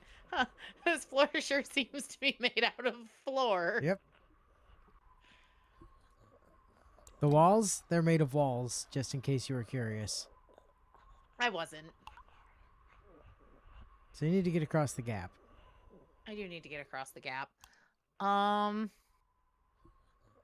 I don't have any spells that are going to be even remotely helpful for that.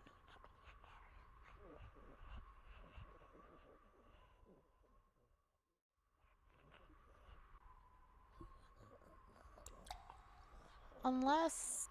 No, that's probably not a thing that would work. Because I think the abyss is probably too long across to just be able to say use super basic push magic to just yeet myself that way.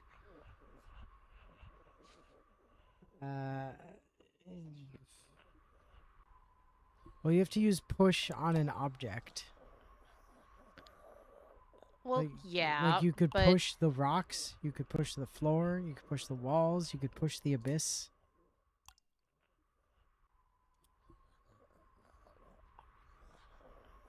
No, I'm not assuming I can use push on myself. I'm assuming that push is a force that has equal opposite reactions and operates under Newton's laws, and that if, say, I were to jump slightly into the abyss and cast push against the wall at the correct angle, that I could leap forward.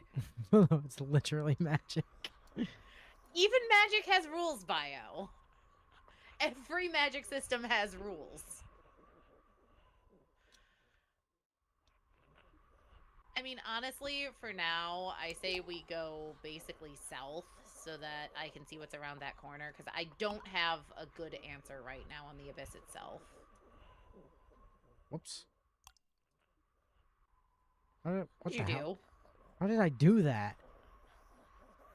Somehow I got into the developer menu. This is interesting. I did that earlier in Skyrim, and I'm still not sure how I did it. That's fascinating.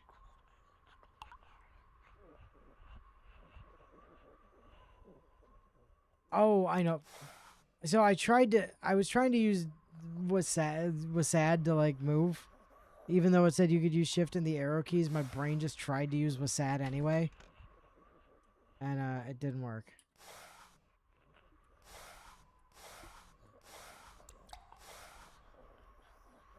Obviously, we're going east, because it's the only direction we've not been yet. North!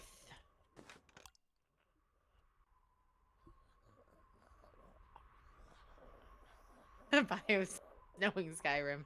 You probably just looked at a rock weird and caused the game to pull up the menu automatically. Yeah, that's fair. True story. Okay. There's a bridge. There is a bridge. There's a bridge. I kind of just want to use push magic to push the bridge all the way back to the gap. Well, you can still go more north, by the way. I mean, sure, and I do kind of want to see what more north is, but it looks like more north is a wall. More north is in fact a wall. But then gives us a better angle for pushing the bridge.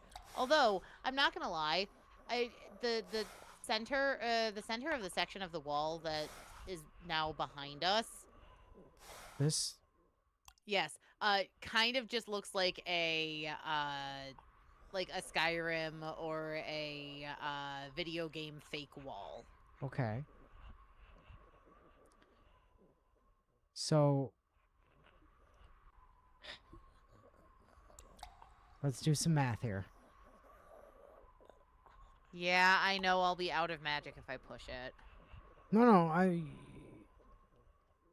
so it would be 1, 2, 3.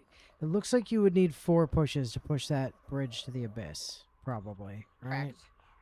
So At which point, I'd be pretty much out of magic. Yeah, you'd have 5 left.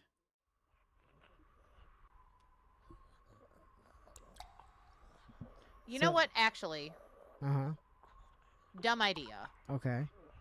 But while we're still where we are, Uh-huh. how long does True Sight last? It does the current location. It's not a time-based thing. Okay. There are 2 things I want to try. Okay. I want to try True Sight here, where we Yes. currently are, and back at the abyss. Gotcha. Because I have 2 potential thoughts about True Sight here. what could be going on here. There don't appear to be any illusions here. Damn. Not a fake wall. Okay, I do want to check the abyss. Because the abyss could be fake.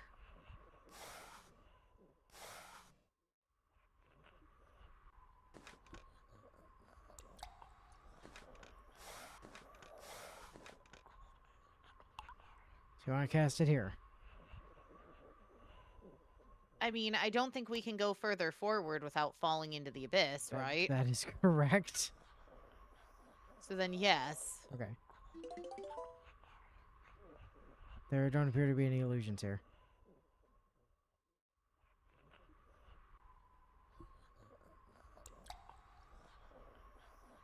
So are you back to the plan of push the bridge? I mean, Bio makes an excellent point in chat, though, that I might actually need to push it 5 times. Okay. Because So, from where it started back to where it needs to go. well, it's on this square. Like when we're on this square, we're seeing it like ahead.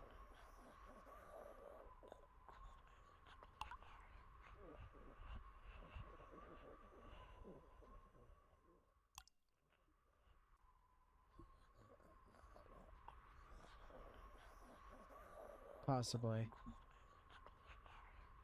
But like, I mean, what do you want to I try do want though? to actually examine the bridge end. Yeah, I'm in the bridge end.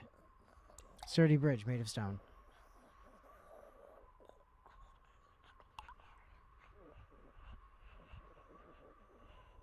Yeah, I mean, there really isn't any other viable path forward with what we've got, I don't think.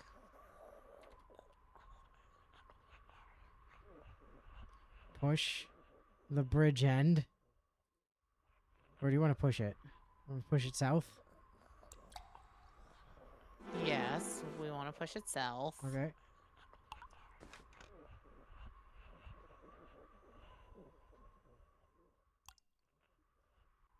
And now you want to push the bridge? Uh-huh. Uh-huh. North or south? Damn. I had been worried I might not be able to actually push it all the way to the thing.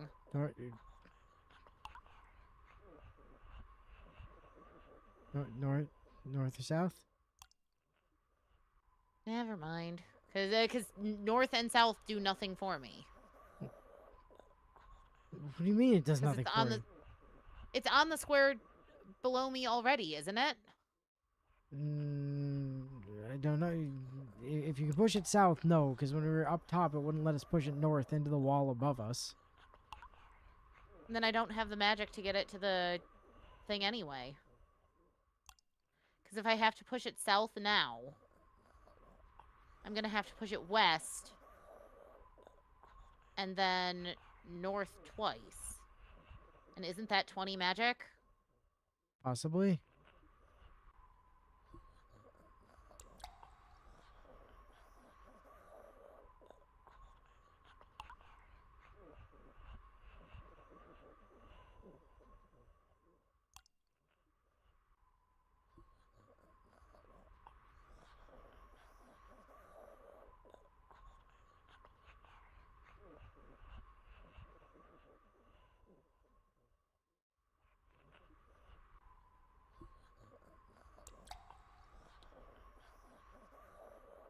Is there an autosave from when we got in here?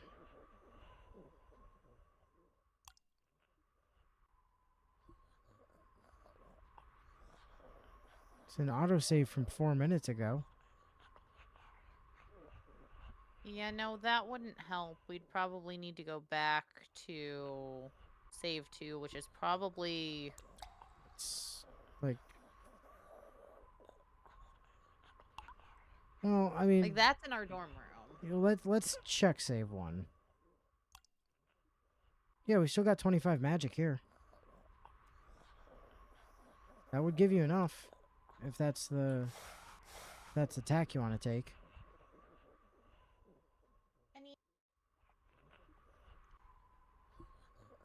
I just can't think of anything else that would actually do anything. Like, the thing is, so many of the spells are super situational at lower levels of casting.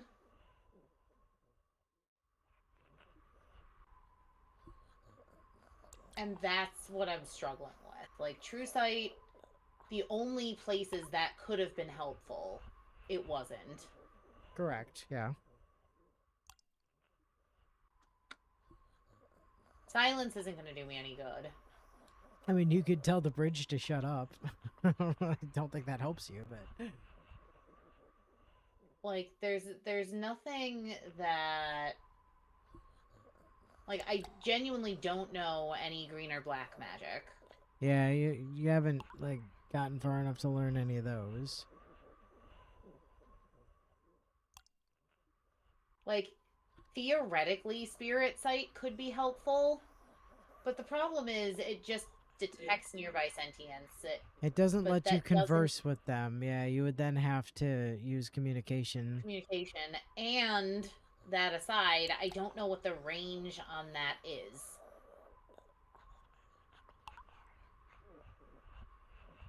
Because it just says nearby. What if you were empathetic to the giant death pit, says Bio. Like,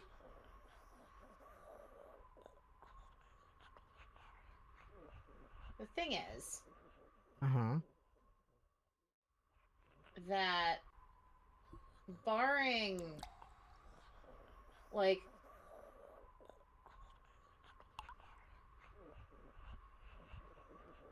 the downside of not knowing, because I don't have the experience of playing the game before, what tests are what, it's really hard to know what magic to double down on before a test. Well, the thing is, there are solutions in every school of magic to every exam.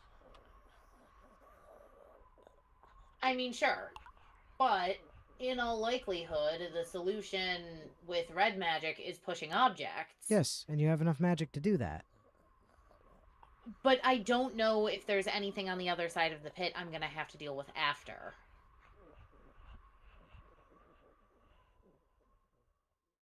That's where my hesitation is.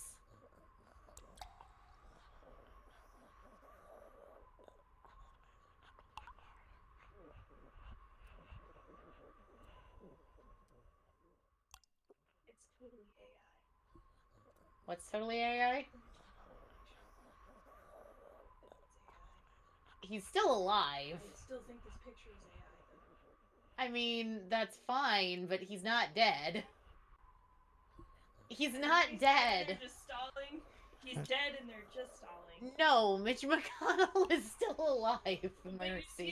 You see this newspaper, and you see how many lines there are for like the topic of it.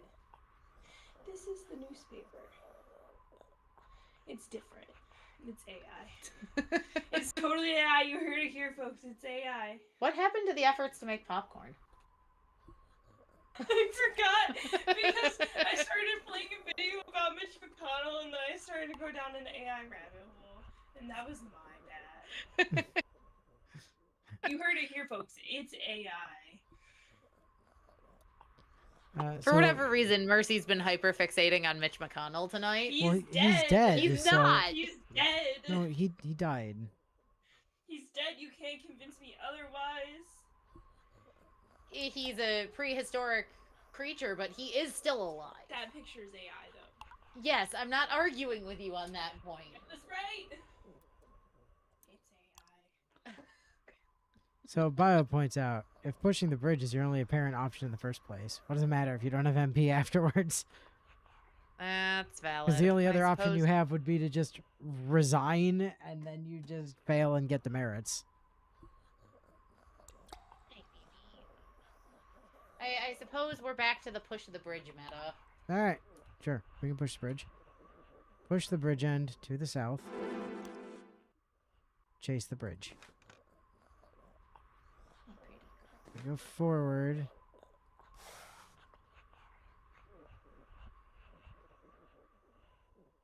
We can see the bridge end here, but not the bridge itself. So...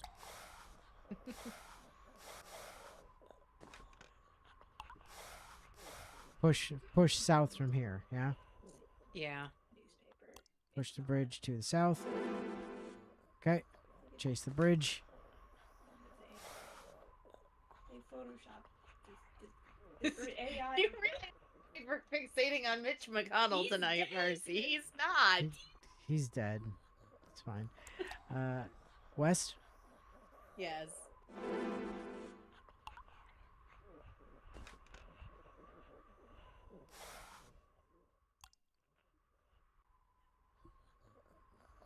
Well, whose fault is that? Incorrect! North?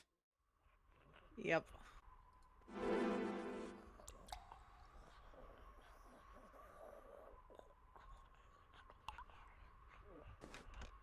Hey, that pile of rocks is gone.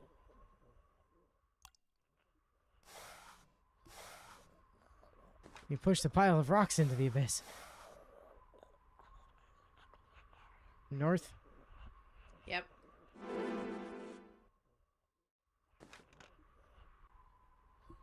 Hey, look. There's a bridge across Gap. Hey, look. It's a pile of rocks. And there's the stairs out. Congratulations. You did it.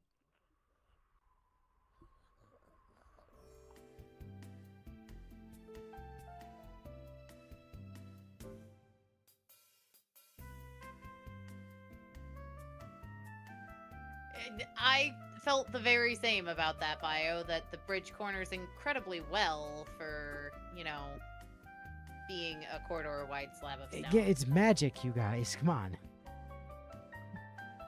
I climbed the stairs and emerged from the dungeon, blinking into the sunlight. Congratulations, Willow. For succeeding in your quest, you receive 5 merits. Yay! Thanks. I hope you enjoyed putting your skills into practice. No, it was dumb.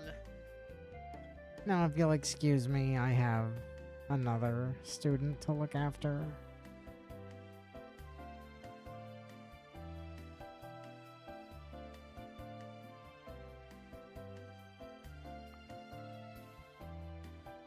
I guess I can go relax now.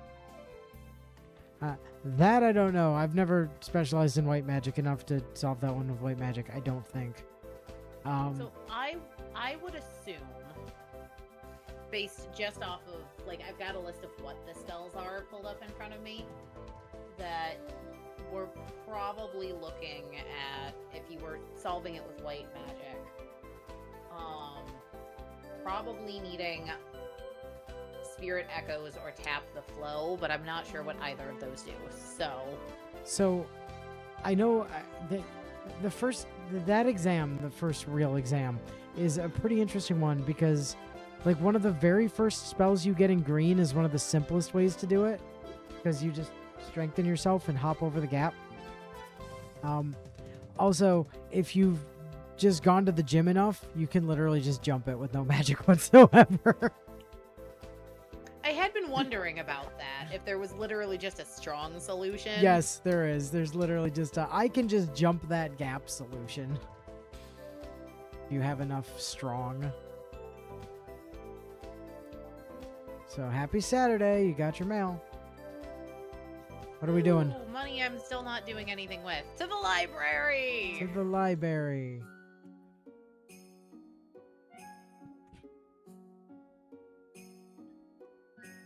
Bother Minnie some more. We're her new best friend.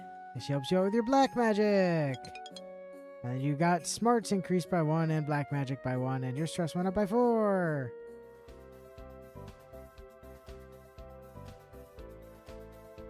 Alright. Okay. Oh, hold on. We got an event. I don't understand. Why are classes canceled on Friday? Because of the dark dance on Thursday night. Dance? But I don't have anything to wear, and I haven't asked anyone. Oh, it's okay. You can go ask William. It's not that kind of dance.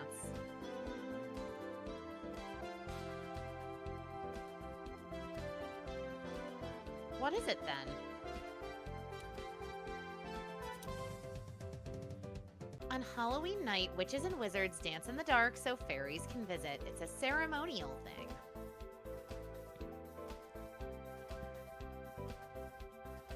At home, we only do it for a few minutes, but because there are so many of us here, they make it into a big event at the school. It goes on all night.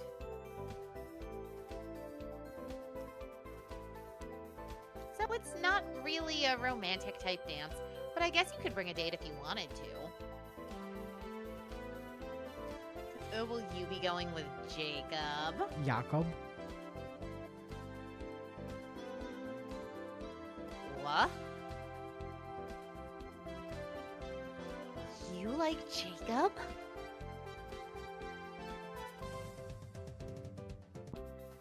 No. Where did you get that idea? Well, he's always teasing you.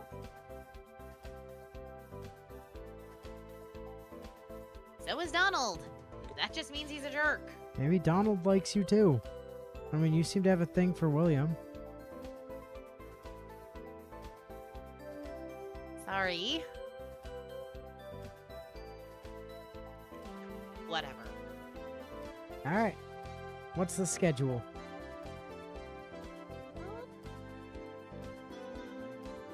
Let me think here.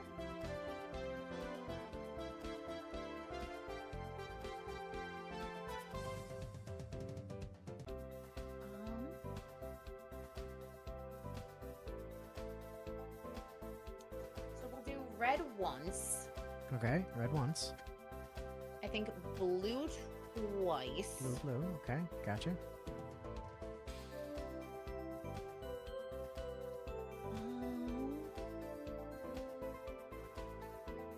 And then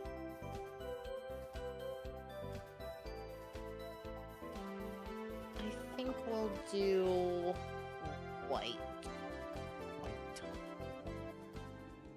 Ooh, and no classes Friday, so I don't get the chance to resolve any of the stress. Well, It'll no, probably be fine. There's also like a dance on Friday, so you might just resolve stress from that. 2 and 2. Blast! An explosive force causes damage to the target and may knock nearby targets back. Oh man, you could have blasted the bridge all the way there. If you had like 100 mana.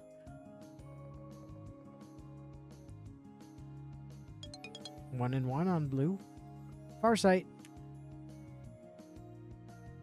Allowing you to view a nearby known location. Oh. I find Donald and Virginia standing outside our room. Well, don't you have something fun for me? Yeah. Happy birthday, you goof. She hands him a box. What, socks again? Yeah, but this time they're yellow. Ugh. Well, thanks, I guess. Happy birthday. Good chat. Blue. 2 and 2.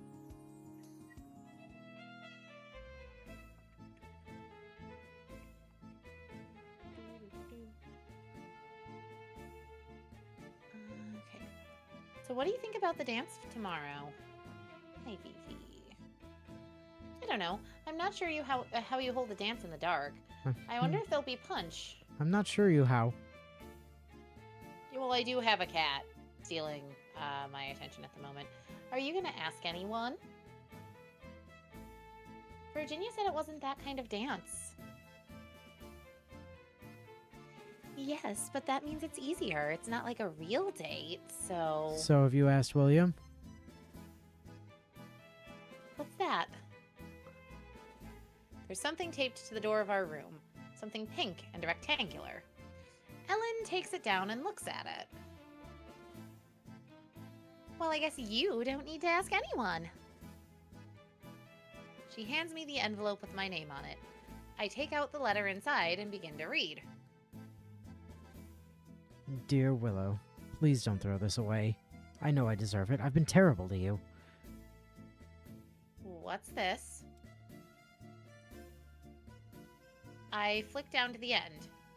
Damien. After refusing to talk to me for a month, now he's sending me love letters? I keep reading.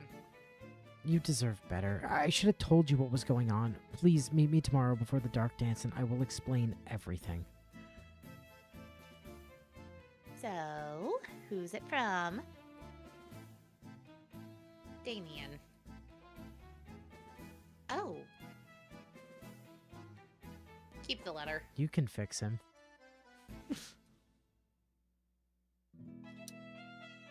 I pulled up the letter and tuck it into my pocket.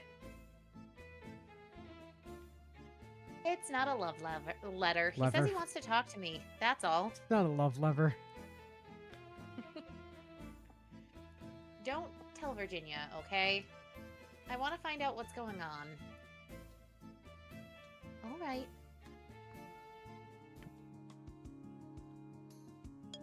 One and one on white magic. Late in the evening hours, after dinner, students are summoned to the dark dance. Even in the halls, the lights have been turned off, leaving only moonlight and the faint blue glow of magic to navigate by. Somewhere in the distance, the sound of drums forms an awakened heartbeat. But before I can reach the dance, someone catches my arm. Willow? Hi.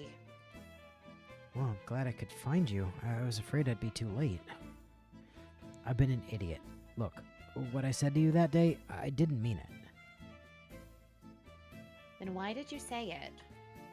Yeah, because I was trying to push you away. Well, you did that. Look, I'm sure you've heard the stories by now. William will have made sure of that, about me and girls and how I hurt people that get close to me. And it's true. Look, I don't expect you to understand. You're filled with light. You're a happy person. You're bright and fresh and honest and enthusiastic. That's what I like about you. But me, I got a lot of dark things in my life. Things I can't talk about, not with anyone. When I've been with girls, I can't let them get too close, and if they keep trying, I have to stop them. I don't see what that has to do with me. Don't you? We weren't dating. No, it was worse. We were becoming friends. I started to feel like I could trust you, and that scared the hell out of me. You're not like other girls. You're not like other girls, Willow. You're special. Watching you explore your new world here at school, all eyes and stars, makes me happy, and that's dangerous.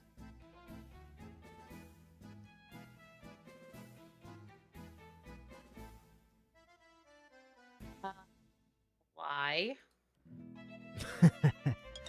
See, that's it. You're innocent. It's cute. I lied to you, and then I tried to stay away, but I missed you. Knowing that you thought I hated you, knowing that even when I sent you presents, you'd never imagine they were from me. You? The pie was from you. I don't usually go to stuff like the Apple Festival, where I have to hide what I am, but I thought you might be sad that you couldn't go, so I brought you something. Hope you liked it. It was great. It's creepy. It was great, thanks. Well, you're welcome. Anyway, I decided that I owed it to you to tell you the truth about what happened, and to say that I'm sorry. I'd like to be friends again if we can be, if you can understand.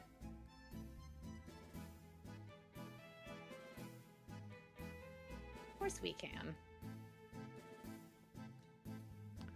I'm glad. Now, you've got a dance to get to.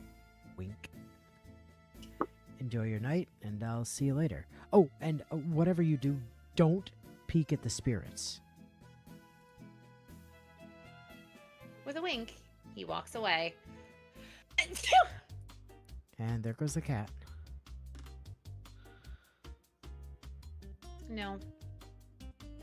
Sneezes don't bother her. When I walk into the darkened gym, my eyes are nearly useless, but my other senses are overwhelmed. Pine sap, evergreen, and the scent thick and strong and sweet. Peppermint. The fragile crunch of dead leaves underfoot.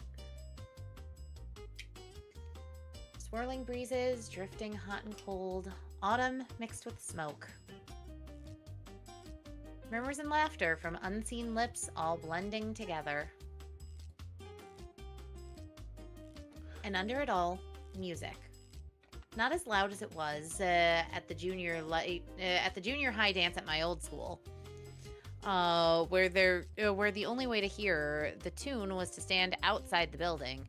Just music all around me. I remember the junior light dances.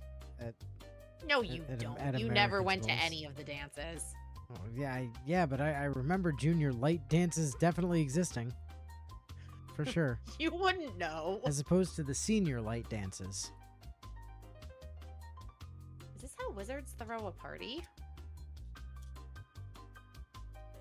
I can't really see the people around me, but their presence registers through sound and shadow. Dancing. And so I begin to dance as well. Not too fast. I have to focus on my surroundings, so I don't wave my arms right into someone else. But it's fun. Wacky waving inflatable arm flailing tube man. No one can see me. I can't see myself. And the music goes on, looping into and over itself without ever reaching an end, playing tricks with my senses, with my sense of time. It feels magical. It's never too late. I guilt-tripped Mercy into making popcorn. Thank you! Well, it's to celebrate, the death of Mitch McConnell, clearly. Right? Are there really spirits dancing here with us? Like Mitch McConnell? I'm for sure casting Spirit Sight. Okay.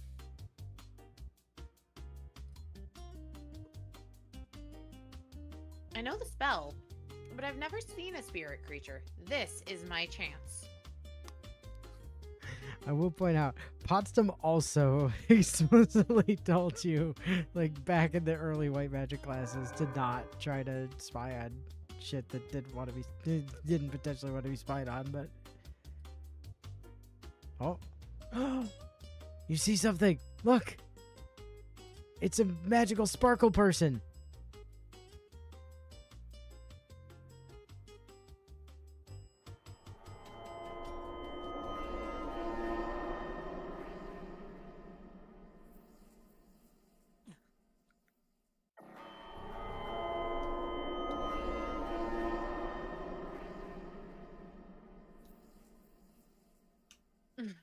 I love the chat's like, well, this was entirely avoidable. Sure, but I'd like the spell to do something over the course of the game.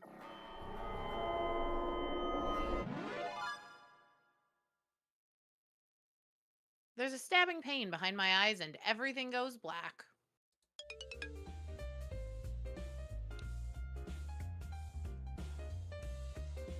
Next thing I know, I'm lying in the hallway outside the gym. My eyes are still stinging and I blink repeatedly to try and focus. I'm not sure how I got here, but I can hear voices. Are you teaching these children not even the basic rules of... Sometimes experience is the best teacher. She could have been killed. What, me? Well, you're always welcome to take over the white course yourself, Hieronymus.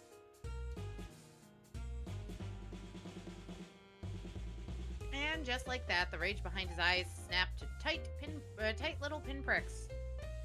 So help me, Petunia. If you insult me like that again, I will leave this establishment, notice or no notice.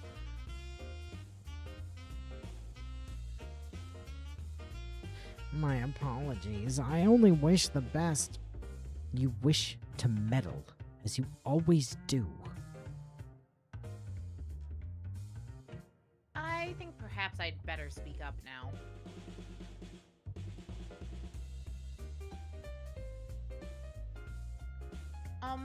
What happened? Ah, Miss Wisp, did it ever occur to you within the muddled workings of your toy plastic brain that this event is called the Dark Dance for a reason?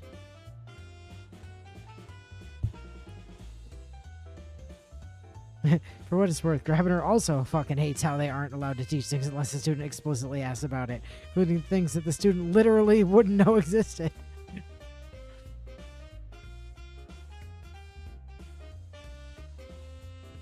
Professor Potsdam takes my hand and helps me to my feet.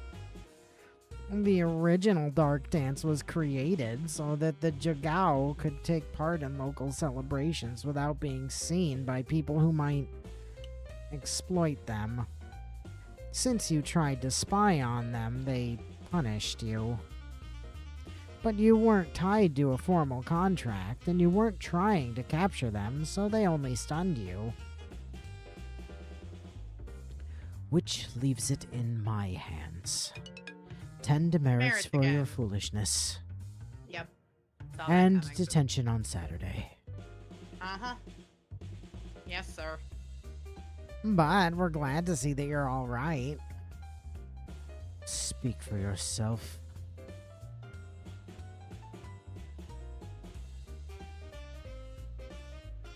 Wrapping his cape around himself, he vanishes into the darkness. He does mean well, you know. Angering creatures from the other world can be extremely dangerous. Not the ones here at the dance. I wouldn't allow any guests that dangerous to attend, of course. I want you children to blossom here. To reach your full potential, you have to be able to take chances and learn from the consequences.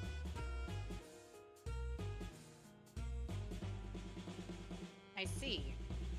It's too bad about Saturday, but at least you'll have tomorrow off. It wouldn't be a good idea for you to return to the dance now. Off to bed with you then.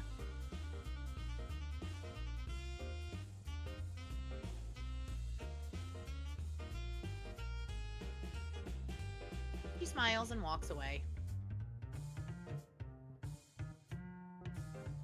Well, at least now I know that there really are spirits here.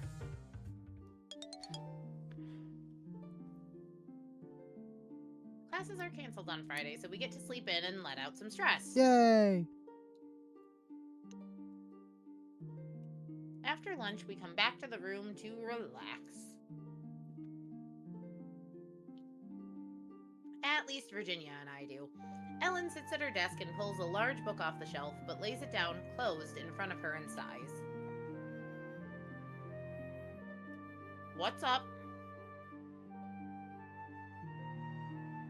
Nothing, just the dance. Did you get detention too? What? No. Willow, what happened to you? I used spirit vision. They didn't like it.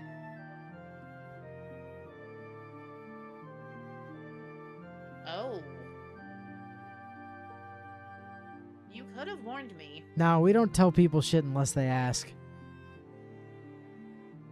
I didn't know. I never tried. What about you, Ellen? Did Ellen have a date?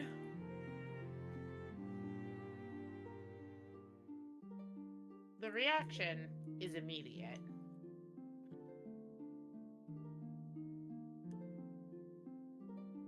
Whoa, I'm sorry.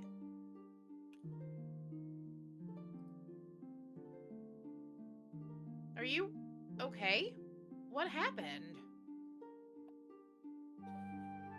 She scrubs at her face and sniffs, trying to push the wetness back into her eyes and failing.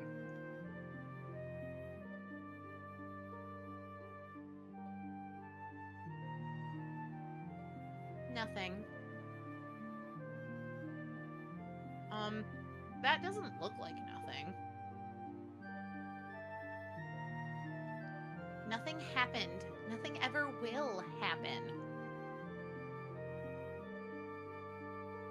He said, because of you. Wait, what, me? Because I'm your roommate, so it's like I'm his sister too. Sis, you liked Donald? Go off, I Virginia. smack her in the arm. No, you idiot, William. Oh yeah, that makes way more sense. Oh. Oh. I thought he swore off girls after Angela. The butterfly senior who was so nasty? Boy, I wonder why the butterfly senior was picking on Ellen specifically, who was the charge of William.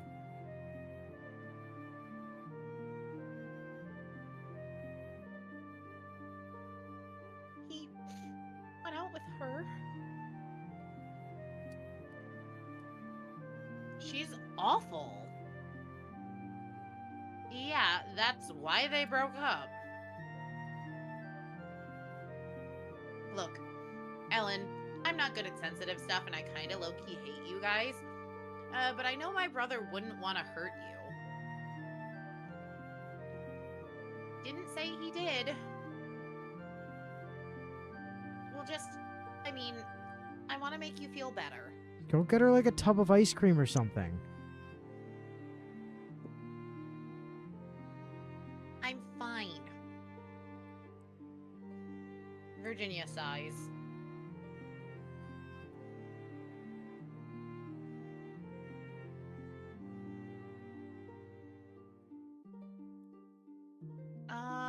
Let's see.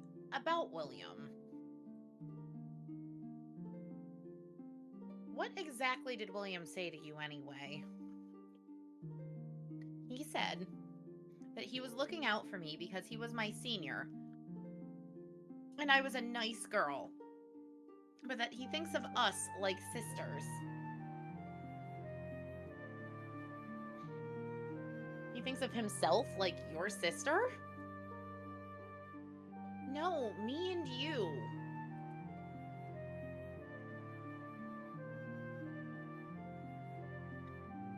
It's guy rules. You don't date your friend's sister, and you don't date your sister's friends. What if you're friends with everybody? It's not that big a school. Then he has to stay single. This is a real thing. I mean, is that really the reason? Because we're roommates? I don't know. I mean, that is really how the guy code works, but it's not like a law or something. It's just, it would be really crappy to have to watch one of you guys kissing my brother. This tends to be the case with all things. It all loops back around to being Virginia's fault. Creepy? Virginia laughs and waves her hand in the air. Not because you're creepy, just... he's my brother. I don't want to see him kissing anybody. Except maybe you, based on that whole dream sequence thing that we woke up to. You have a brother, right? Wouldn't you think it was weird if he was dating one of us? Yeah, but he's like 24. I have a sister, and she's 12. So wouldn't it be weird if she was dating one of us? So nobody here should be touching her.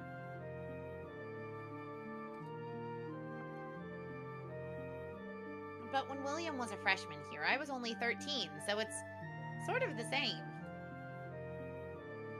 Whatever. I guess neither Ellen nor I has a chance with William.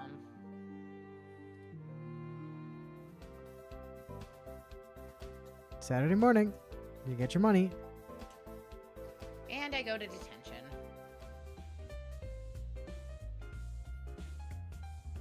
When I arrive at the room for detention, it seems that the professor hasn't even bothered to turn up. Donald's here, scowling down at a notebook in front of him. He doesn't pay any attention to my entrance. There's a thick blue library book on the table with folklore and mythology compilation on the cover in silver lettering. Next to it, a piece of paper headlined with my name in Professor Gravener's handwriting. According to this note, I'm supposed to read a list of selected fairy tales and identify the most common failing of the human heroes. I flip through the book quickly. Aeth and the Bride, Beauty and the Beast, the Sea Nymphs, East of the Sun and West of the Moon, the Gifts of the Mountain Spirits. All of these stories, are all of these stories true, or just the ones he's picked out, or none? I've heard some of these since I was a little girl, but they never mentioned... What did you say you're using as the pronunciation of that, you know? Jagao is what I went with. Okay. Jigao, and dances like the one we had? I'd better get to work. I sit across from Donald and smile at him. Don't you get tired of being in here every Saturday? Hey, you noticed Noticed what? that I'm here. Well, that's sort of obvious, isn't it? Oh, you'd think. Beg your pardon? He leans back in his chair and smiles. Do you have any brothers or sisters? No. You want them?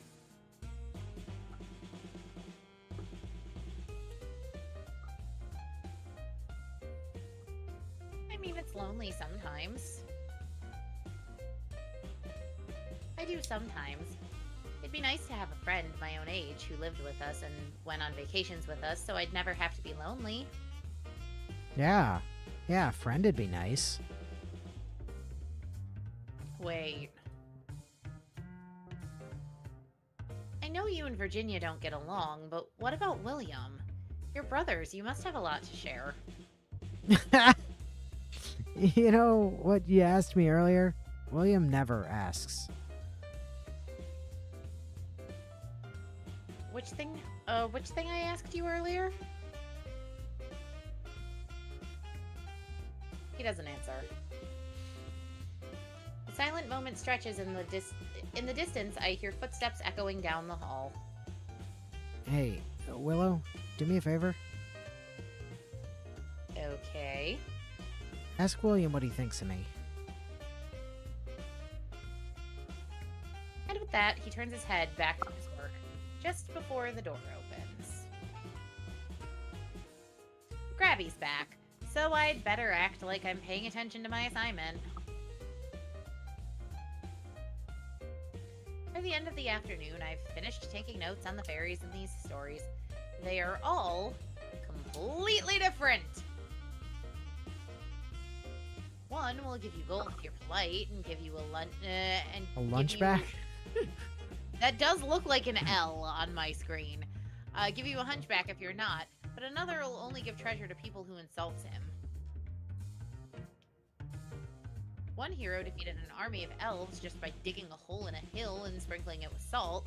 But in a different story, a king lost his whole country and was cursed for 100 years for looking for looking at a fairy woman naked. I have no idea what I'm supposed to learn from this, except maybe that dealing with fairies is a bad idea. It was boring work, but now it's over. Oh, it's the nonsense is afoot music. I'm walking along, minding my own business, when suddenly I feel a gentle touch on the back of my head.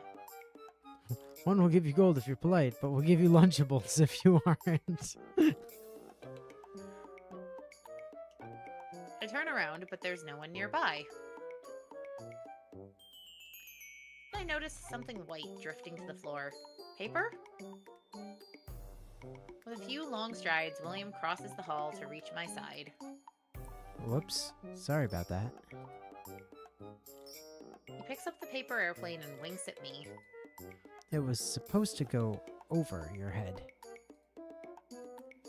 No problem. Now that I've run into him, I have a chance to ask him something if I want. Sorry, Donald, about Ellen.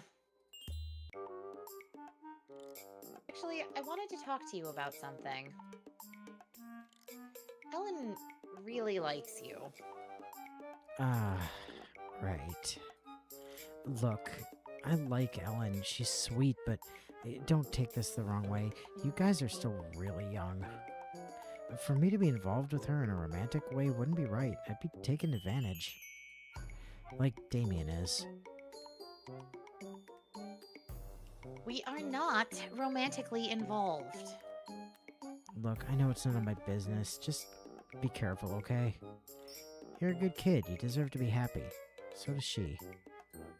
A lot's going to change for you and Ellen in the next few years if you stay here.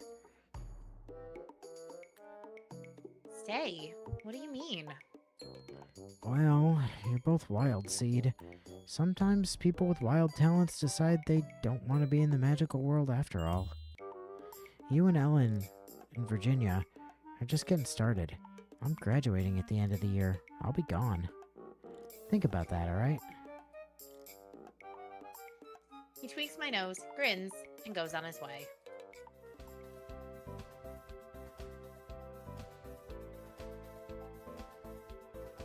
Alright, what's the plan?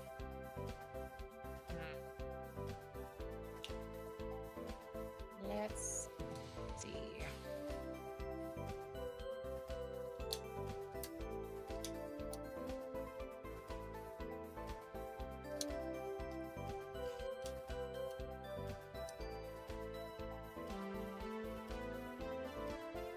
I think we're gonna go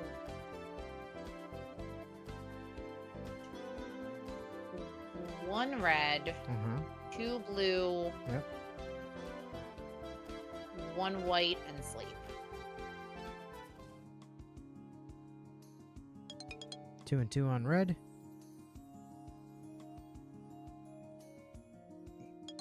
3 and 3 on blue. And you get darkness. Completely remove visibility in the caster's location. Oh, the nonsense music is afoot. Pink. Then people could tell you apart. Oh, Willow. Hey, Luke, can you go on for a bit? I need to talk to Willow about something. Yeah, sure. Catch up with you later, man. He poses nonchalantly. Poses? Poses. That is what that says. Yeah, he poses nonchalantly. Ah, I thought he was talking. I thought that he was the roommate. And I'm like, why would that be? He poses nonchalantly while his roommate walks away. But once Luke is out of sight, his face falls. You know, William, you probably could have prevented some emotional problems if you just said you didn't feel right dating someone that young rather than implying it was Virginia's fault. So, did you talk to my brother? What did he say about me?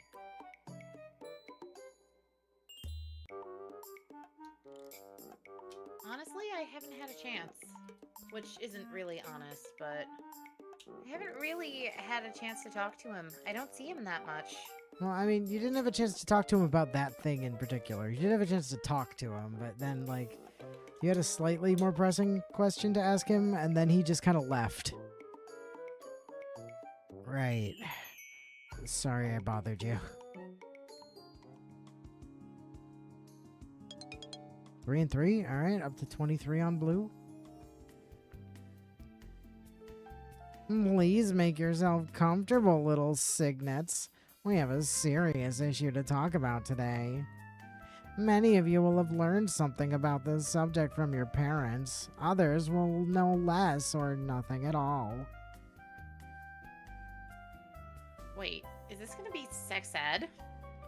The world you see around you is only the tiniest fraction of all that exists. There are infinite realms which exist outside of our own space and time. Guess not. The nearest such realm is that which we call the Otherworld. You may have also heard it called Elfheim, or the Dreaming, or the High Hunting Grounds. There are countless other worlds, but the Otherworld is particularly the realm of this world. Particularly. The realm of this world's shadow. Like a shadow, it is always connected. With enough white magic, an adult witch or wizard can travel the spiral gate from anywhere in this world. However, You students must not enter the other world under any circumstances. Can any of you tell me why that is? One hand eagerly shoots up. Yes, Minnie. She stands up.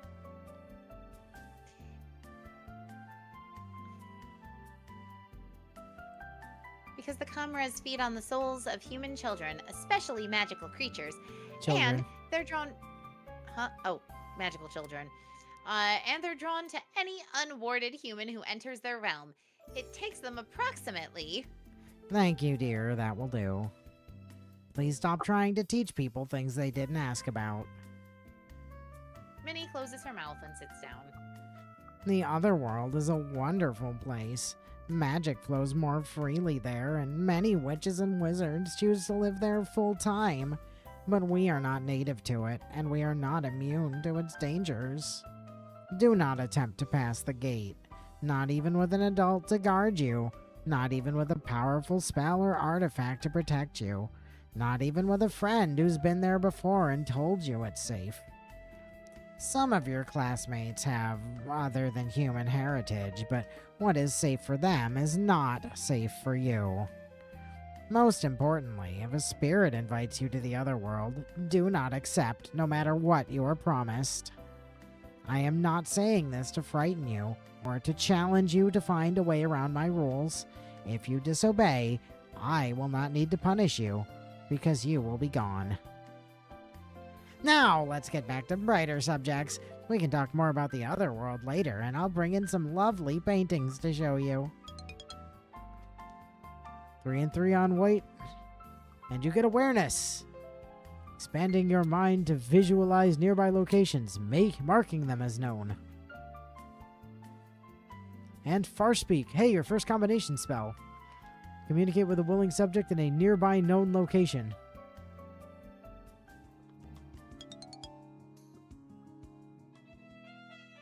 Up. Hello, Willow. Did you enjoy your dinner?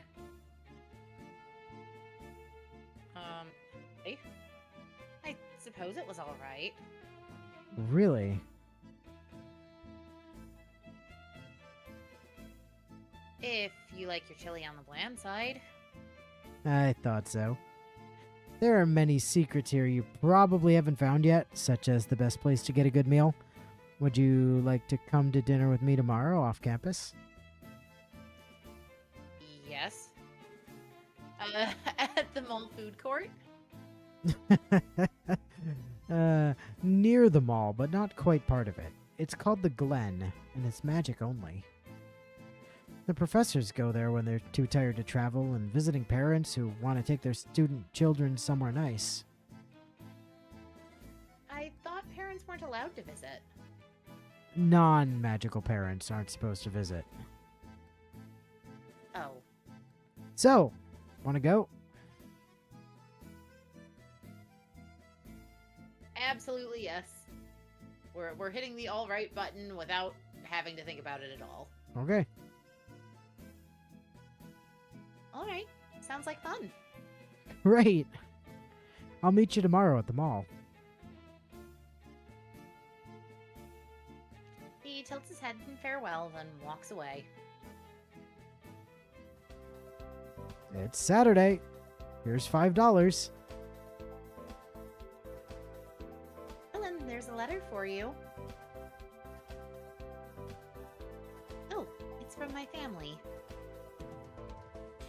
Ellen carefully works her finger under the sealed envelope flap, opening it with minimum tearing. Then unfolds the letter and begins to read. What?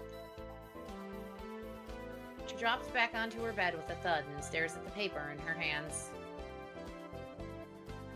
What is it? It's nothing, just a change of plans. Apparently, I'm not going home for Thanksgiving. What? Because it's a long way for such a short break, so it's better for me to stay here. Is that what you want? That doesn't matter. I mean, she's correct, because, like, what's she gonna do about it? Hasn't she been working on teleportation magic? Can't she just teleport? That distance is probably above her level, but... Really, it doesn't... It's not my decision. I can't go home on my own. They don't want me there. Well, we want you here, don't we, Willow? Yeah. Come on, we should all do something together today. Nope, not happening.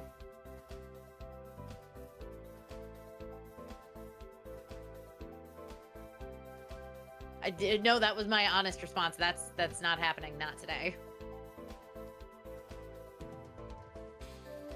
Can we do it tomorrow? I've got things I've got to do today. Important than your roommates. Virginia, it's okay. I'm okay. Virginia glares at me, but doesn't say anything. Huh? What should I do today? I'm going to the mall for a change. Impossible. I didn't see Damien in the shuttle van on the way over. I'm not sure if he's here somewhere already or if he isn't coming until later. Since we're supposed to be having dinner, we won't be meeting for a couple hours, so he has plenty of time. I've never seen him here, actually. I don't see absolutely everyone in the mall, of course, but he's sort of hard to miss.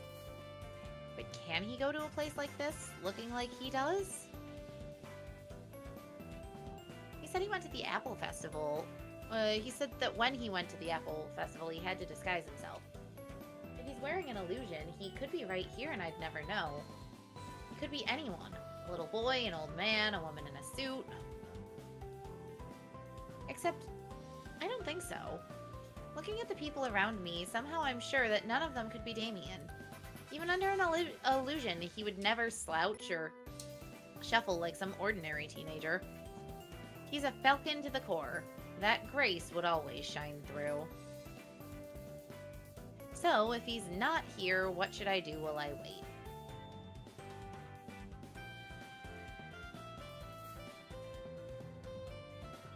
We'll do some window shopping. I wander in and out of various stores. It's not a very big mall, but there are books and clothes and music and toys, so I keep myself entertained for a few hours. Stress go down.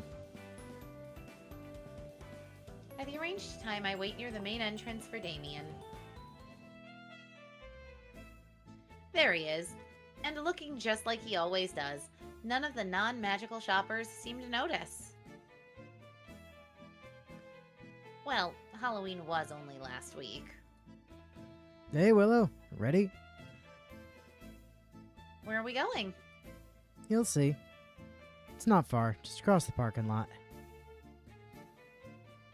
I didn't see any restaurant there.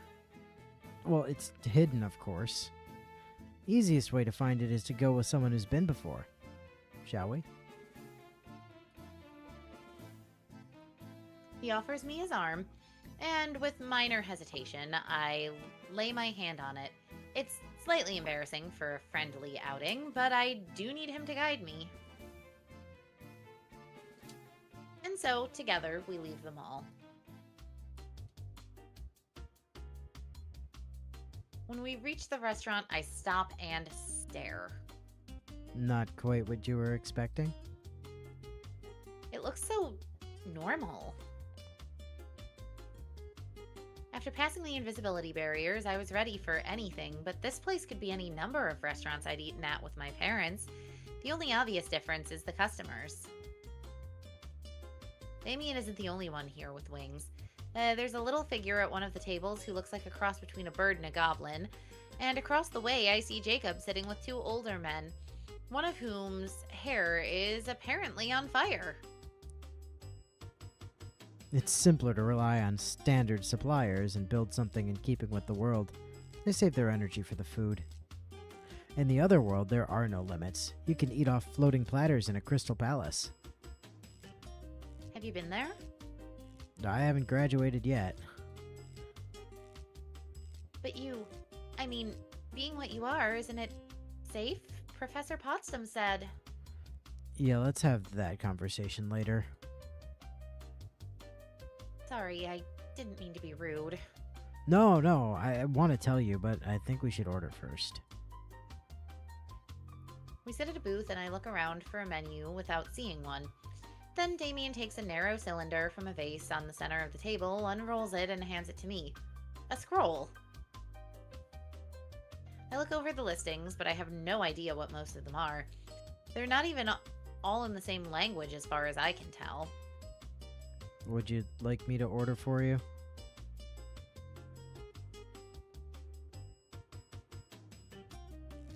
I'll let him order.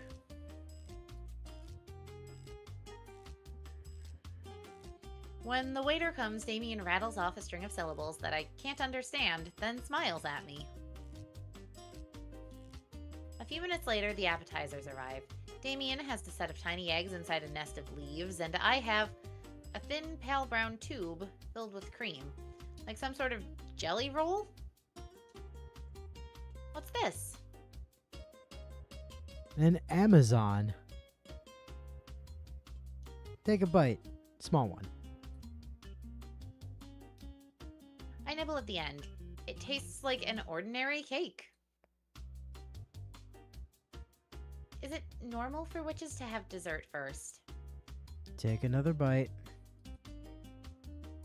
I nibble again and my eyes go wide. It's like biting into a packet of sweet and sour sauce. Keep going. Another bite, but this one I nearly spit out. Vinegar. I struggle to swallow and... If you didn't like that one, don't laugh. So I screw my face up a bit and hold back the giggle and ask, why not? The idea is to amuse the mouth. The flavor will keep shifting until you laugh. Then it stays that way. How magical. I don't want to miss out on the effect, so I keep a straight face while I finish my Amazon. A waitress comes by to clear the appetizer plates, and we wait for the main course. So, I guess it's time Time? to tell you about where I come from. Wisconsin. Please promise me you won't repeat this story to anyone else. I promise. It's not easy to talk about. You don't have to if you really don't want to. No, I know you. Being who you are, I don't believe you'll judge me the same way. You don't have the same expectations because you weren't born to magic. Neither was I. What? But you're... Not human, but my parents are.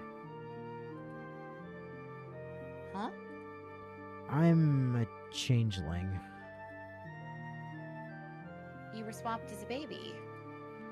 As far as I know, I don't exactly remember. But, you're blue. I'd think they'd sort of, notice. Well, I didn't look like this until later. I grew up always believing that there was something wrong with me, that the face I saw in the mirror wasn't right, but I didn't know why. Oh, I imagined all sorts of things. Maybe my parents weren't my parents. Maybe I was a lost prince, and someday my real family would come and take me away and save me. I think every unhappy child imagines that. He sighs and brushes stray crumbs off the table, not meeting my eye. Did they come? Your birth family? No, I've never seen them. I wish they had. Even if one's a demon, they couldn't be well, when I turned 13, I saw my true face for the first time. I was terrified. I had to learn to hide it and pretend to be normal even though I knew it was all a lie. It was quite a shock when I came to Iris, and Everyone started demanding to know my bloodline. I couldn't tell them, and I didn't want to explain. Why would they even ask? That's awfully rude. You see, that's why I could tell you this. Because it doesn't matter to you. They want to know who I'm related to, so they know my status. There aren't that many all-magical families, and they're very proud of who they are. And when I wouldn't answer their questions, because I couldn't, that made them think I had something to hide. Especially William. His eyes flick back and forth, then suddenly he leans back in his seat and smiles. Before I can ask why, the waiter arrives to bring the main course. Bon appetit. The food is good, but my mind is too full of questions to really pay attention. There's obviously a lot more to the story, but for someone who has trouble trusting others, he's probably told me more than he wants to already. I don't want to push him by asking for more. At last, he looks up from his plate. Did you know that William was originally a falcon? What? We were hallmates at first, freshman year. He never said that. He probably didn't want to spoil his image by telling you what happened. Being kicked out of Falcon Hall for starting a fist fight doesn't sound very cool, does it? A fight with you? He lets out a shallow sigh. He kept trying to break into my room. He followed me around, but I wouldn't tell him anything. No. Let's talk about something else. Right. Do you come here often? Oh, occasionally, but not for a while. It's much nicer when you have someone to share it with. You'll like the dessert. The dessert? There's only one? The dessert? Well, it's possible to request an extra if you're greedy, but I don't think it would be good for you. The dessert plate is provided to everyone gratuit. French. I don't know if that's... Do you know more French than I do? Is that gratuit? Is that... I do. I would assume it's... Gratuit? I mean... I presume it's French anyway. Point is, it's free. Yeah, even if you yeah. only came in for coffee. It's part of the magical tradition of hospitality. No guest should go without. That's nice. He settles back in his seat and looks at me. Have you ever considered wearing some sort of ornaments in your hair? Something like that could really bring out the color of your eyes. I don't know. I'm a falcon. We like pretty things. Last year, there was a senior in Butterfly Hall who wore a golden circlet with an enormous flower on each side of her head that changed colors as the days went by. You should have seen her. She was beautiful. Dark hair like a waterfall. I poke absently at my plate, then set my silverware down and allow the waiter to take it away. A few minutes later, the dessert plates arrive. Strawberries? Look more closely. I look again. They're shaped like strawberries, but their surfaces are smooth and seedless and slightly shiny, like candy. Is that, marzipan? I've heard the word, but I don't really know what it means. No, it's better. They're blown sugar glass. Careful, they're fragile. Put one in your mouth and suck gently.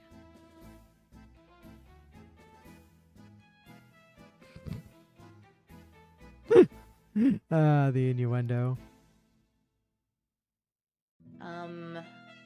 Okay. I pick up a sugar berry and pop it in my mouth. We're calling them. For a moment, there's just a vague sweetness as the sugar melts on my tongue. Then, all of a sudden, a burst of liquid flavor. Damien laughs at the surprise on my face. They're filled with strawberry juice. It's supposed to provide energy. Why doesn't the sugar dissolve? Magic.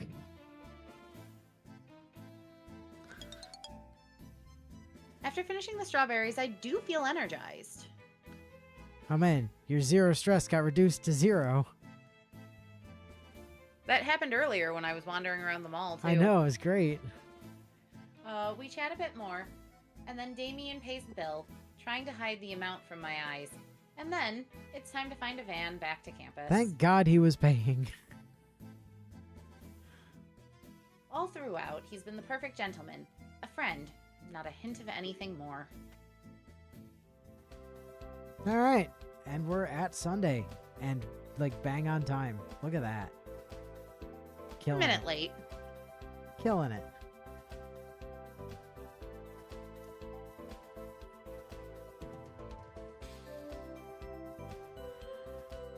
Alright, quick recap. We learned a fuck ton of spells this week. Look, we're on 2 pages now.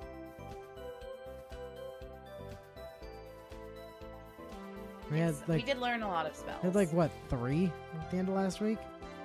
You're 28 on red, 23 on blue, 17 on white, and green and black are kind of being neglected, but you know, whatever. We can patch those up a little bit with Minnie over time.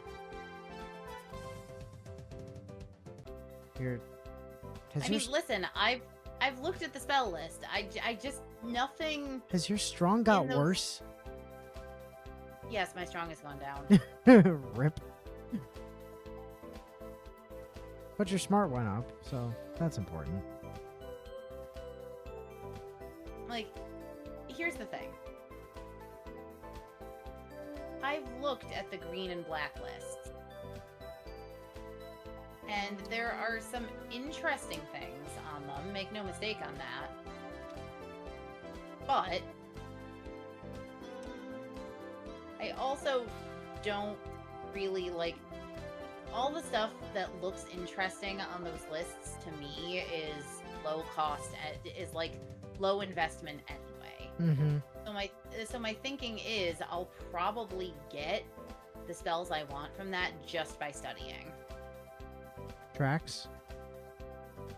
Whereas there are some really, really cool things in red, blue, and white that I kind of want to play around with a little bit. Like, I'm probably going to start pulling back on white magic, but I was looking at one of the things I have pulled up, and it's what I've been using to try and help me make decisions for which classes I'm going to. Is the spell list, and I've got the combination spell list. And I think once I hit white 30, I stop actually caring about a lot of the white spells. Like, there's some cool combo magic at white 50. You have to attend a class to get the spell. Well, all you do that have to means attend is a class that to get the spell. That's true. all that means is that occasionally I have to go to a green and a black class instead of my other classes. And that becomes a lot easier once I get white to 30. Because the spell that I'm really interested in, that's a combination white spell, is 65 blue, 30 white. It's a 1 mana spell that lets me steal magical energy from other people. Oh yes. Yeah. No, that's actually very it's very useful. So I think once I've got that, I care less about leveling white. So I've got to get white to 30. Even before you That's mentioned that pretty you were much that you it. now had a list of the spells, I had a feeling you did when you were pivoting from your hard Boros plan that you were on last week of let's just hard focus red and white to suddenly being like, I'm gonna just be Izzet now with a splash of white. So here's the thing. The white spells still have fun to them and abilities that I think are neat. But unfortunately, like, a lot of them also are situational, like super situational at best. Whereas there is a bit more practicality in blue.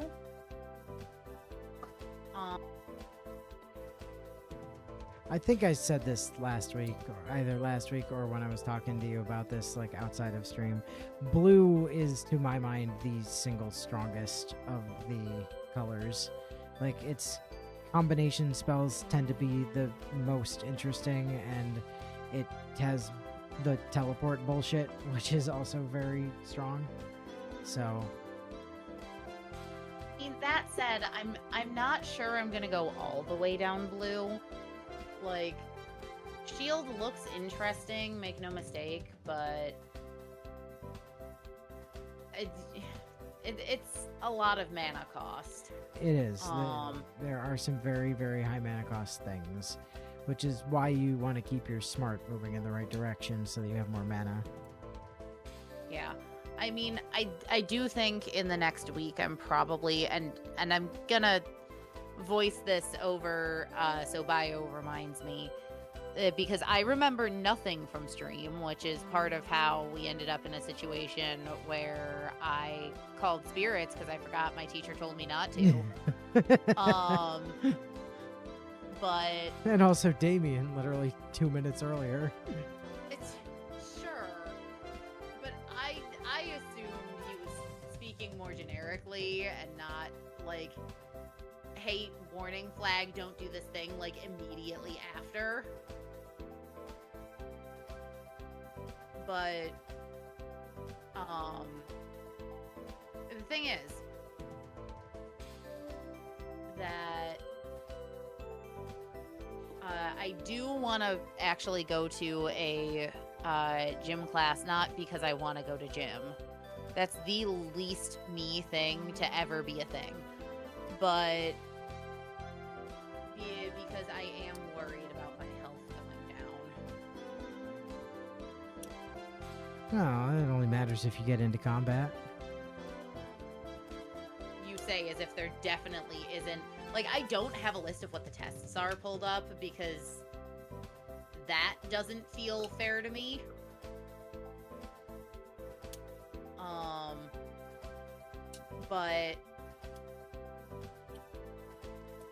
But I am worried I'm gonna end up in a position where I'm gonna be severely disadvantaged by not having health in one of the tests. Like, there's definitely gonna be a test where shit goes sideways. Well, I mean, if you had shield, you'd be okay. I'm not going to 100 in blue. No. You know me. I'm an offensive magic user in pretty much every game. Well, just kill it before it kills you then. If Fire were here, Fire could tell you, when I was streaming earlier today, forgetting to cast my mage armor spell on myself killed me many, many, many, many times. I mean, Actually, I think I'm only at like 10 deaths, but... What do to you be fair, expect one when of you're them playing wasn't- ultra moded? Well, I mean, it is ultra moded, yes, but it's but I'm also playing on legendary with a bunch of added like mods that bump up the difficulty even further. So I mean, I just remember you genuinely killing even- yourself by flinging yourself over that cliff that one time. I did do something fairly similar on stream today. You know the bandit camp outside of Whiterun where you get the transmute mineral ore spell and how they have the little spike pit trap outside that you can fall into if you're being real dumb. Yeah. So among my many mods that are installed, my knights are like impossible to see in, even with mage light spells cast. So I didn't see the pit and instantly died. Lol.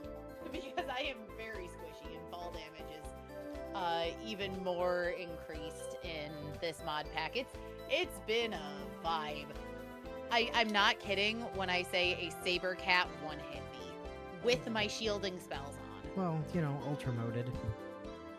So, you know, everything's terrifying in that playthrough, which is kind of what I wanted. So, it's been working.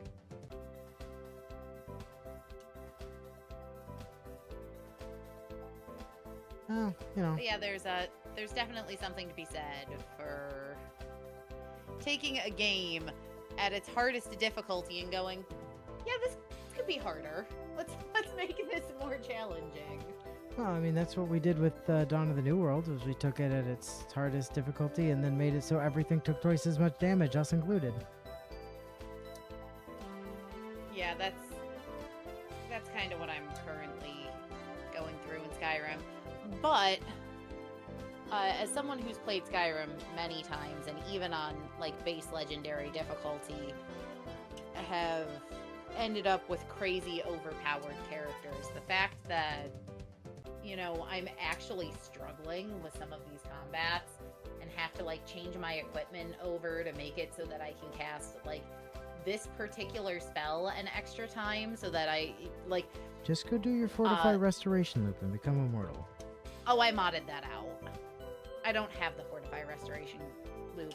I do have a Fortify Enchanting enchantment that I can put on things. However, bumping that in single percentages is because every point in enchanting basically gives me like 1/4% more on my Fortify enchantment.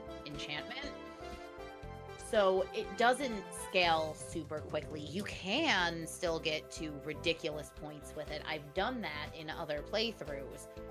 However, it takes a lot longer and it's a lot higher investment in of resources to do than the Fortify Restoration glitch was. So it's been 1 week since interesting trying to figure out how to do it. All right. Well, next week, the week of the 11th, and then probably like another month or two on top of that. You go through time in this game fast. So, till then. We'll catch you guys next time.